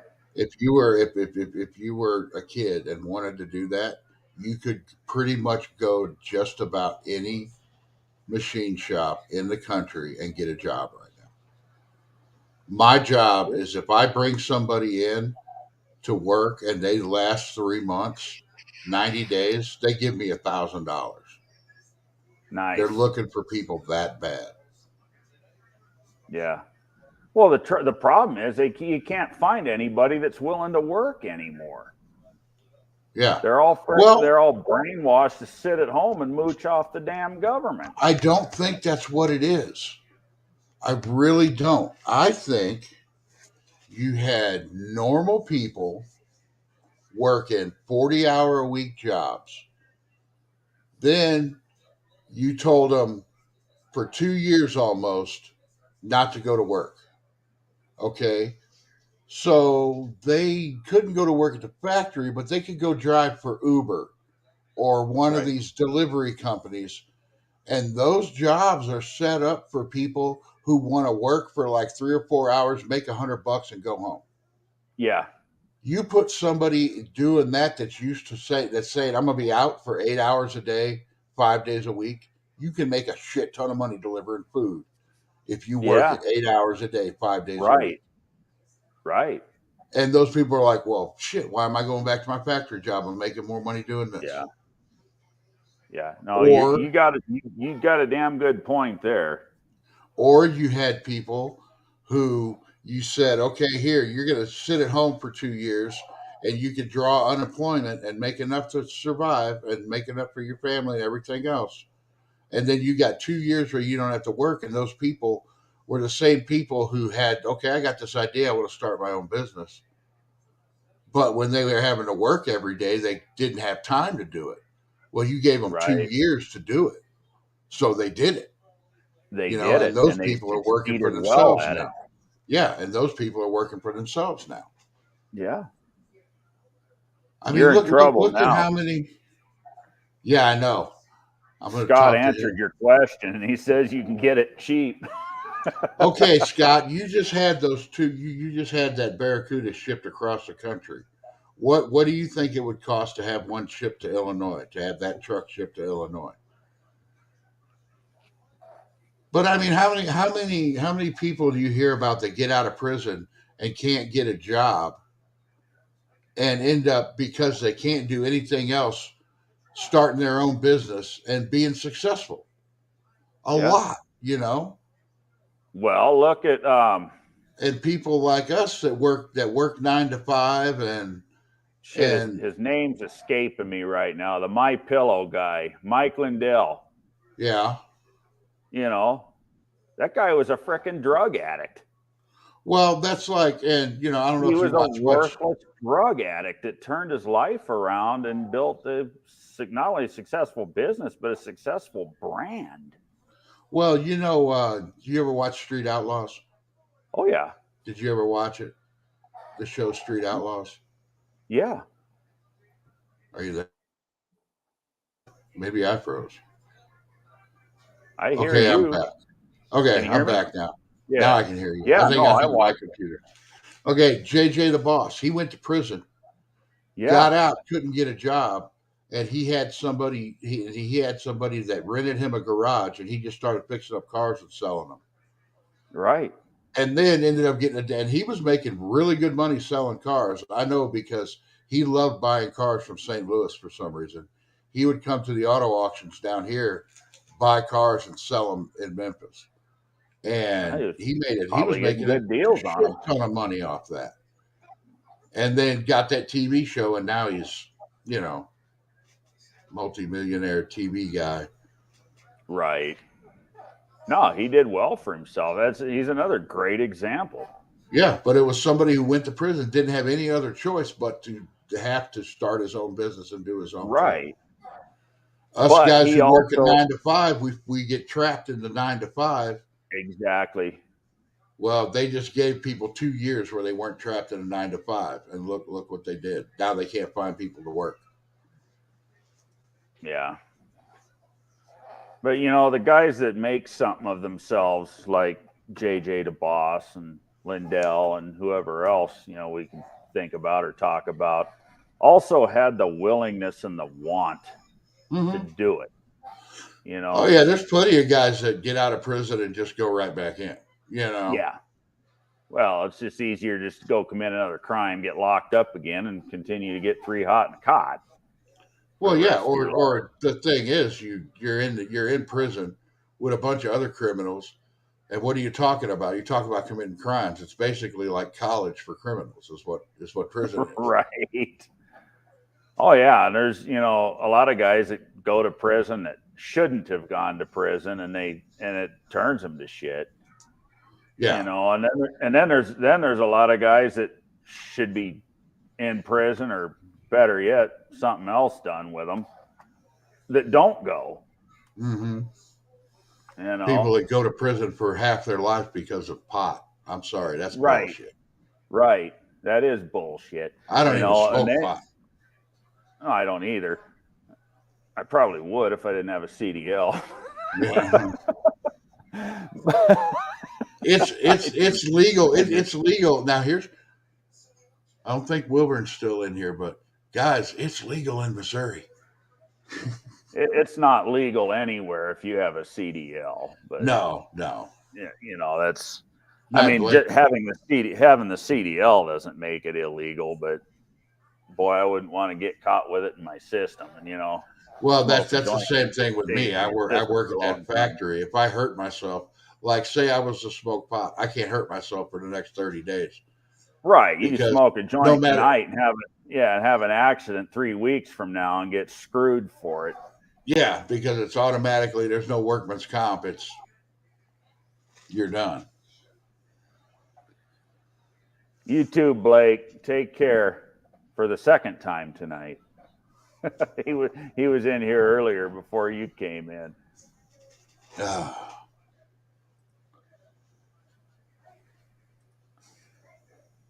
to 1,500 to ship. Oh, that's a lot of money. Well, it's Scott. You're up in Washington State. Yeah, right? that's the only problem. If he lived closer, I'd own that. I already own that damn trail duster. Freaking long way away. Right on, Clint. Good night.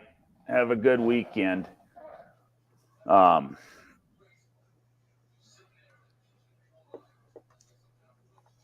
still I'm debating on how I'm going to do No Name Nationals. I still have the semi truck, even though it's de-insured and parked.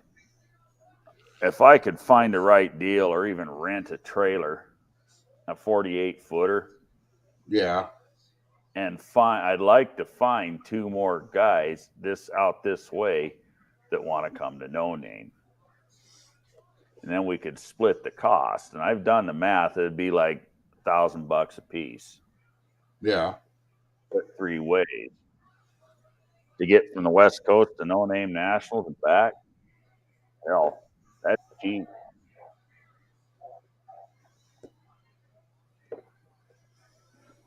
Now, I was talking to Eric, Destroyer 1320. Yeah. Is he wants to bring the Terminator, but that's where he's up against is the cost to get it there. Mm-hmm. And if I put all this together, of course, you'd still have to somehow get the damn thing from Washington to here. Yeah. I don't know how long of a drive that is. Probably. I just thought a trail duster would be cool as a tow vehicle, especially with my Dust Devil garage name. I'd be hauling a duster with a trail duster. Oh, I wish I had the money laying around. You know what I just found on Facebook, on Marketplace here a couple of nights ago? A 77 B100 van. Original 440 van. Oh, that's cool. Yeah. And, I would almost call bullshit on it being an original van, originally a big block van, because they just weren't around. But back in the day, again, back in the 90s when I was young and dumb and running around and having all kinds of fun, I actually knew a guy. I had a friend that had a B van that he bought brand new with a 440 in it. So I know firsthand that they do exist. But this guy the thing is, that's like the motorhomes. This one I just found on Facebook, he wants $900 for it. Oh. It's complete. He says it doesn't run, but it does turn over. If it ain't seized, it'll run. Oh yeah. You and I both know it. Well, that's like all these videos. Will it run? Yes, it'll run. Yes, Okay? it will You run. throw enough parts at it, it's gonna run. Yeah. You know, this truck that's coming to No Name, and I bought when I was a sophomore in high school, I paid $250 for that truck. It was an original 400 truck. He was a friend of mine in English class, and he knew I was a Mopar guy. He was into Nissan hardbodies. He hated that truck. It sat in his driveway, and he had to park. It belonged to his uncle, and it sat in his driveway, and he had to park his stupid little Nissan on the street. And he says to me one day, I know you're a Mopar guy. My uncle's got this truck. It's got a 440 in it. And they did this. They had put a new fuel pump and a new carburetor, and he went the whole spiel with all the shit that he put on it. They had it sold, and it stopped running. So the guy backed out of the deal. Well, by the end of the conversation, I knew exactly what was wrong with it. I've been a Mopar guy since I was knee-high to a grasshopper. Do you know what was wrong with it? I'll bet you do if you think about it long enough. What did it do? It just stopped running. Stopped getting spark. What year? 78. 78, probably electronic ignition module. Nailed it. Nailed it. It's funny how us Mopar guys know this shit, right? But I didn't let that on. All right. You got yourself a deal. I said, I'll come over after school. And I'll ride home with you and we'll take a look at the thing. I did. We did. Got home. Got my $200, $250. I gave him $250 for it. Next day, I walked to school with a 7/16 wrench in my back pocket. Third period wood shop, I copped a piece of sandpaper. Rode home with him after school. Gave his uncle the $200, $250. Where's my title? He gives me the title. That's like I go out. He's all, you need to call a tow truck. I said, hang on. I went outside. I said, let me fool this thing for a minute. I went outside. I used my 7/16 wrench, took the module off the firewall, and that piece of sandpaper, I copped out a wood shop, cleaned up the bad ground. You know, that little thing about the Mopar modules, they got to be grounded. Mm-hmm. Being on the firewall in them trucks, they always build up rust. Break that ground. I bolted that son of a bitch back to the firewall, turned the key, and she lit off. Man, they were all pissed. Oh, you duped us. You duped us. No. Deal's a deal. I just happen to know what the hell's wrong with it. I drove that fucking truck home. Well, it was funny. I was sitting here on the computer one day, and my dad was sleeping in a recliner behind me. And Rob from Jegs, you know, he came on a few of my lives back in the day. He had a video of his car, and he started it. It started. He let off the key, and it died. And he's like, and he's in there talking, and I get on speaker, and he's like, I don't really know what's wrong with it. I knew exactly what was wrong with it. My dad, half asleep in a recliner, is like, it's a ballast resistor. And I was like, it's a ballast resistor, because that's what they do. If you crank them and they start and you let up and they die, it's a ballast resistor. It's a ballast resistor, yeah. But that was just because when you crank them, it sends full current around the resistor. And that's why they catch and quit. And if you're asking me, bad attitude, what my route to Jeffers is, I take 40 all the way into Missouri and then go up to Jeffers. I want to find a group of people that are going through St. Louis, and I want to bomb down with them.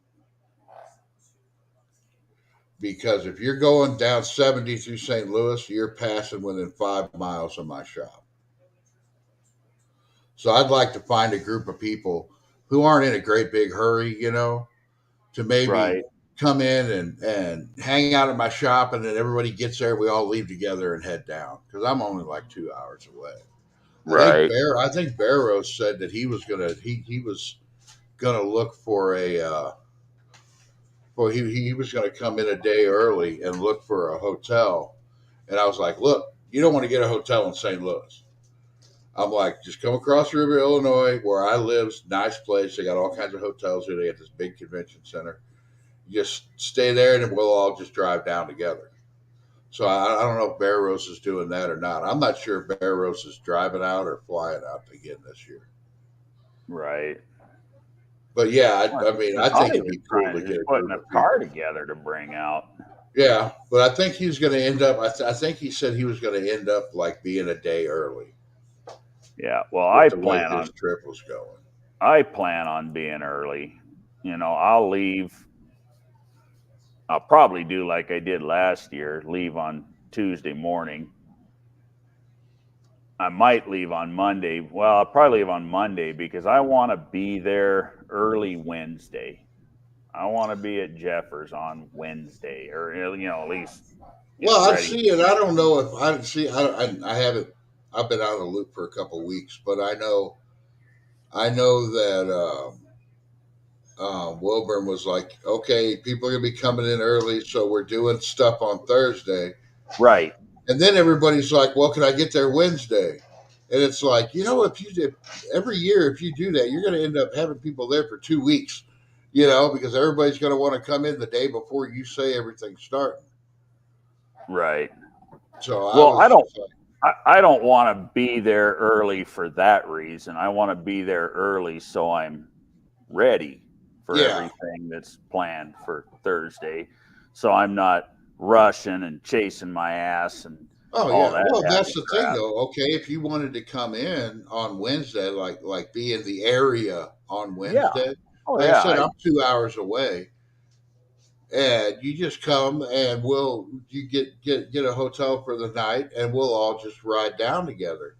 No, we could all go out to dinner that Wednesday night around here. I know a couple of really good places to go around here, and we could all BS and then that'd be fun. Now I think ride down Wednesday or Thursday. I think for me, I would actually be going beyond Jeffers to come to you, right? I don't know what highways would you come through? I'd be taking 40. I'd be taking I-40 is right up the road from my house, so I'd be getting right on 40 and take the same way I came last year, all the way across 40 to I forget what highway that is in Memphis, and then north up. Yeah, so you're gonna go Memphis and then head north. Yeah, I'm north. Yeah. You'd have to head south. Yeah, so I would. Where are you again? Arizona. Arizona. So for me to meet up with, and I'm not saying I wouldn't be willing to do that. I'm just lining. What city in Arizona? Prescott, right? Prescott, yeah. Because that would actually be a lot of fun.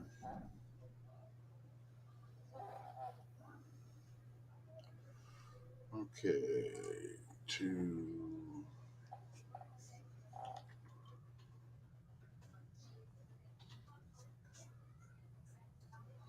I was checking it out on maps right now.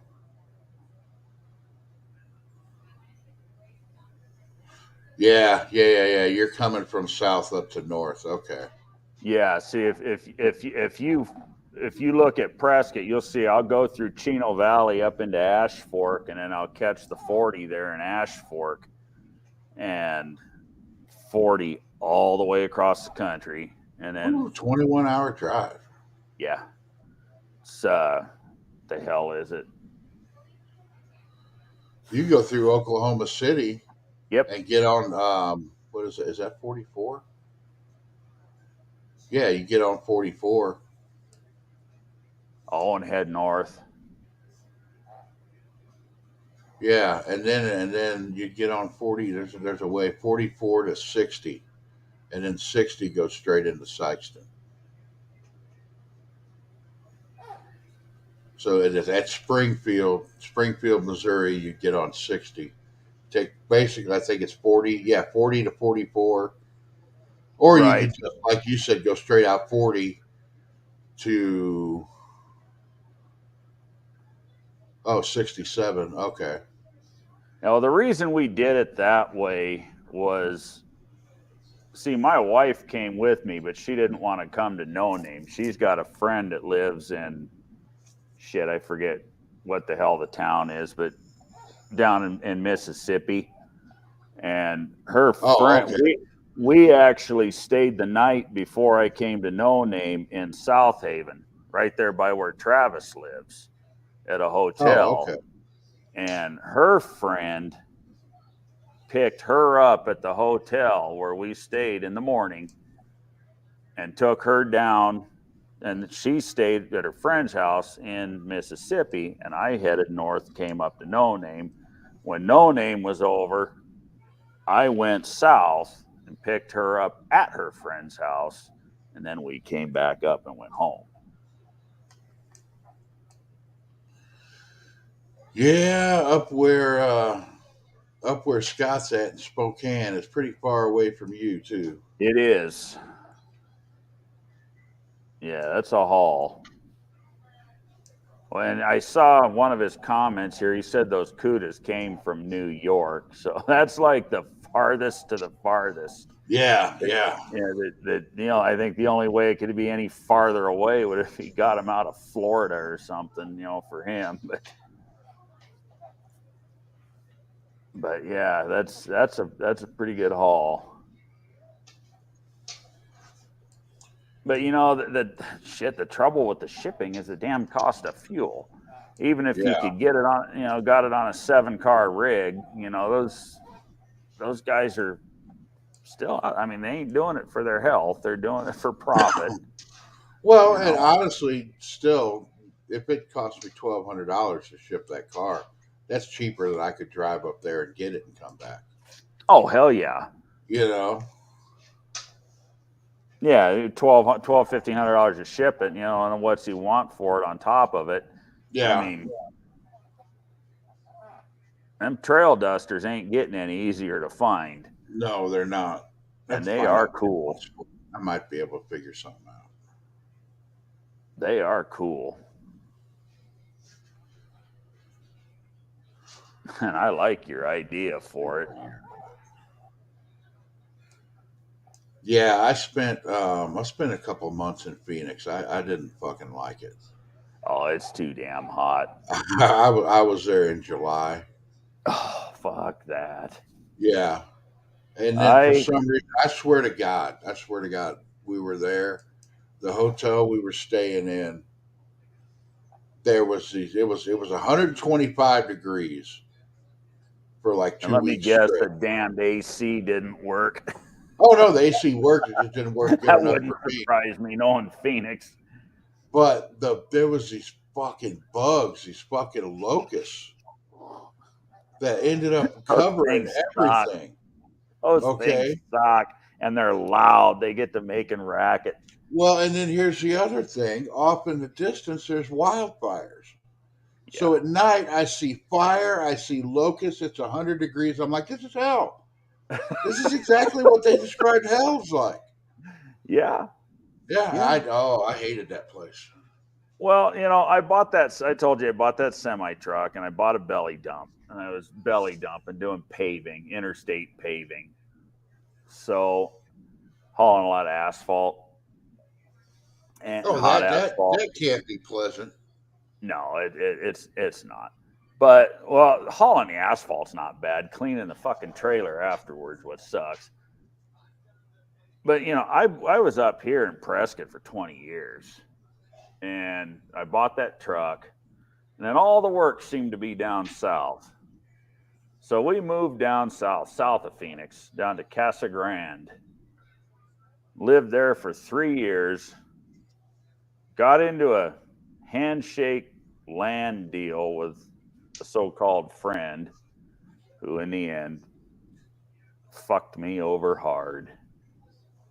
Long story short, I rehabbed the friggin' house on my dime, me and my wife, blood, sweat, and tears, rehab this rundown house that was smoked in for 40 years. It was a mess. And then he decides he's not going to sell it. And then he decides he wants an astronomical amount of rent for it. You know, that's when all the other bullshit was going on and fuel hit $6 a gallon. And I said, you know what? Fuck that. Let's go back to Prescott. Fuck this 125-degree weather. Fuck these. Oh, it was awful. Oh, the thing is, I worked at now it wasn't that bad actually working during the day because I worked for newspaper printing presses. And those things get so hot. Any newspaper, if you go into the press room, it's always cold in there because that press gets so hot when it's running. So they like pump super AC into those places. Yeah. Well, my very first job was, and I started in January. We go down to St. Petersburg, Florida. I was there for 6 months. Then we went over to, what is the name of that? Fort Lauderdale for a month. Then it was like, what do I want to say? It was around this time of the year, June. Around June, we went up to Wisconsin. Well, Wisconsin in June isn't bad. No, it's not. So we go there. Then we go down to one of the best times of year to be there. Yeah. Then we go down to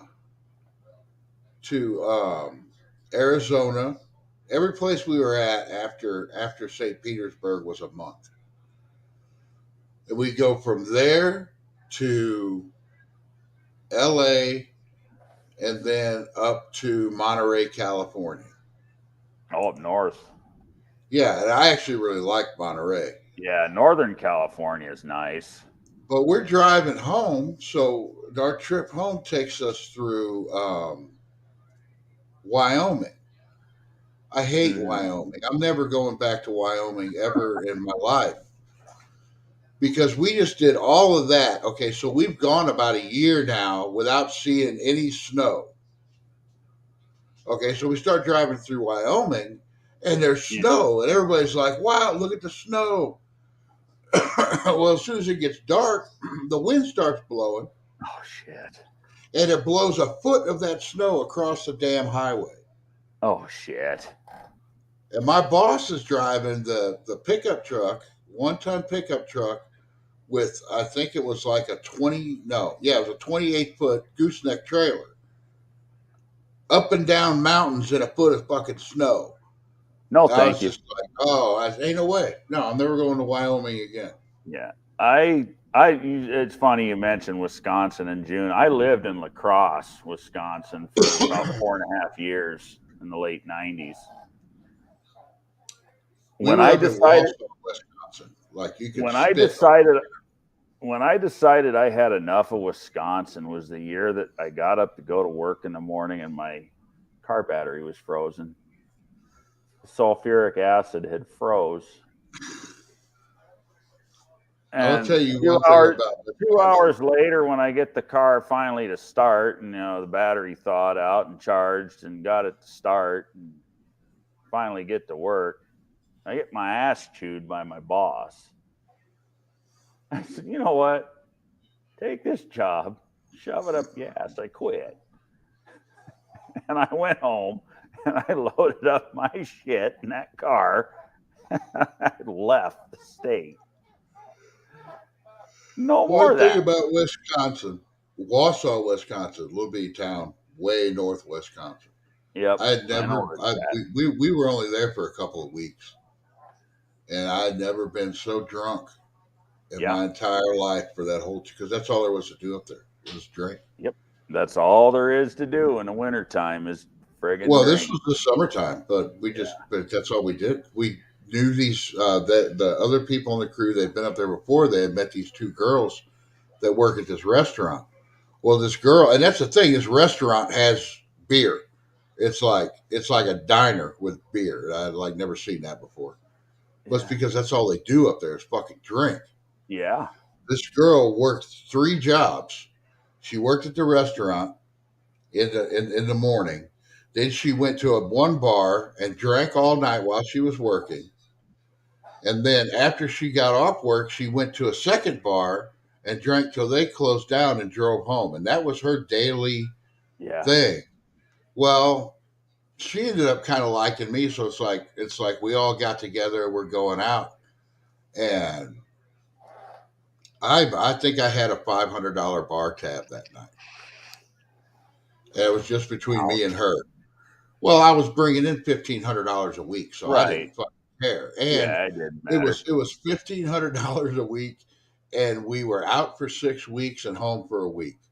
Right. So yeah, so $500. They paid for everything. Bar tab wasn't shit. Yeah, I didn't have any expenses. None. I didn't even have to pay for gas. We had rental cars and gas cards. Yeah, and we drove anywhere we wanted to go. Whatever money you had, you just played. Yeah. Oh God, I blew so much money. But it was like a $500 bar tab. But everybody was like, "Don't try to keep up with Mary." And I was like, "Oh, okay." Well, I didn't even notice I was trying to keep up with her. As she ordered a drink, I ordered a drink.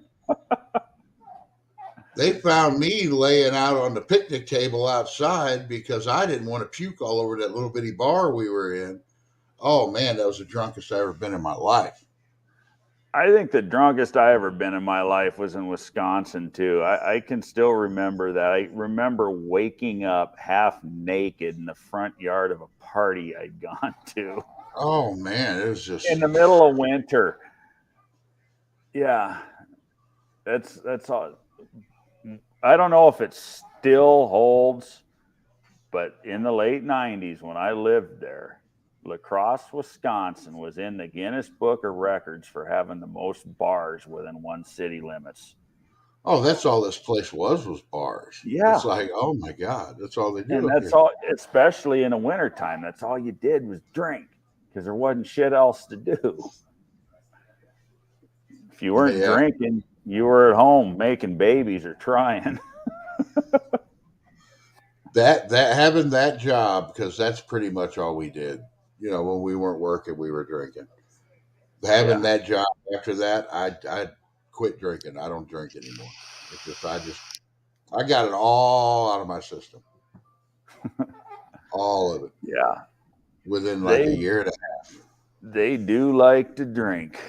That is for sure. That Jackson, Mississippi was the second closest.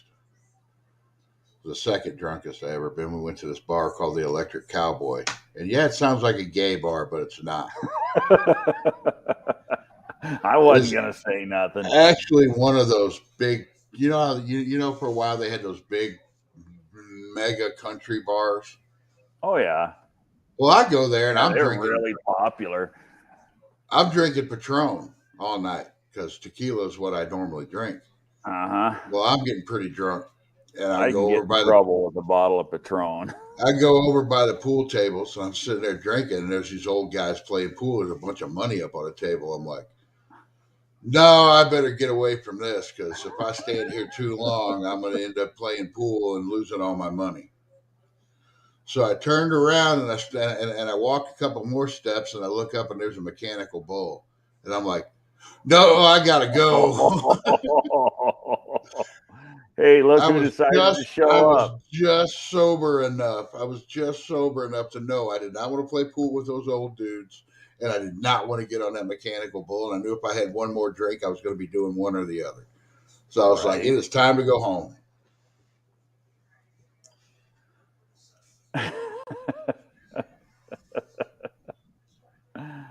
Fort Lauderdale was pretty cool, though. We went to Vince Neil owns a bar out there. Vince Neil from Motley Crue. Yeah. It was really neat because inside the bars, all kinds of Motley Crue memorabilia and stuff, and that was really neat. Except they charged you $12 for a hamburger and gave you potato chips with it. Oh shit! I'm like, oh, what? But the bar was cool. We just hanging out talking crap. Talking about me being crazy driving all over the country. Right.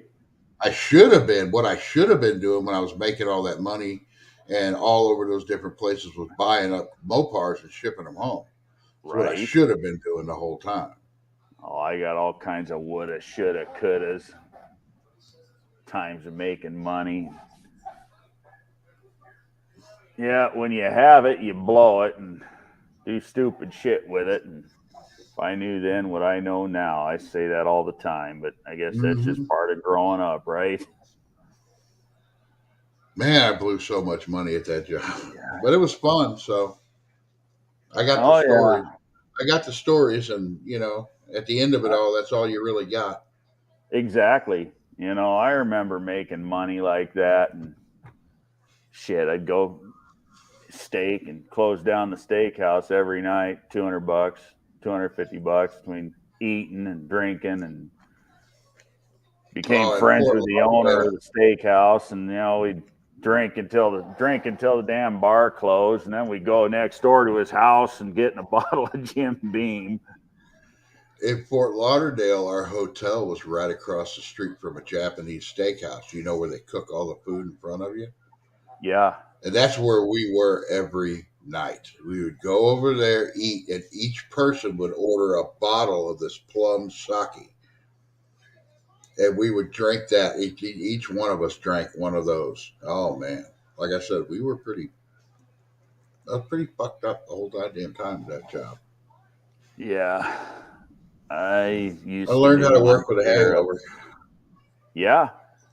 Yeah. It's funny you mentioned that. Another Wisconsin story. I can remember going to work in the morning, and my buddy says, "Dude, you better chew some gum before the boss smells you. You smell like a bottle of tequila." Because I do it every night. Shut the bar down, drinking Patron, get up in the morning, go to work, and do it all over again. If I tried that now, it'd kill me. Sometimes I miss the taste of tequila. I like the taste of tequila. Yeah, I do too. All right. Well, I guess I'm gonna jump off here. Yeah, I'm going on 4 hours here. It's the longest one I've done yet. Get you some good watch hours. Yeah. That's the thing about these lives. I'm actually thinking about. I'm going to talk to John Wilburn about it. I need to come up with a list of the No Name 500 guys. And one of these weekends, I want to do either an 18 or a 24-hour live. And rotate them. Just have people pop in, and we'll keep the list of everybody, all the No Name 500 guys, and see how many we can get. See how many subs we can get them if we just do, and just get a hold of a bunch of people and be like, hey, if you want to pop in, here's the link. Just pop in, talk as long as you want. It don't matter, and leave.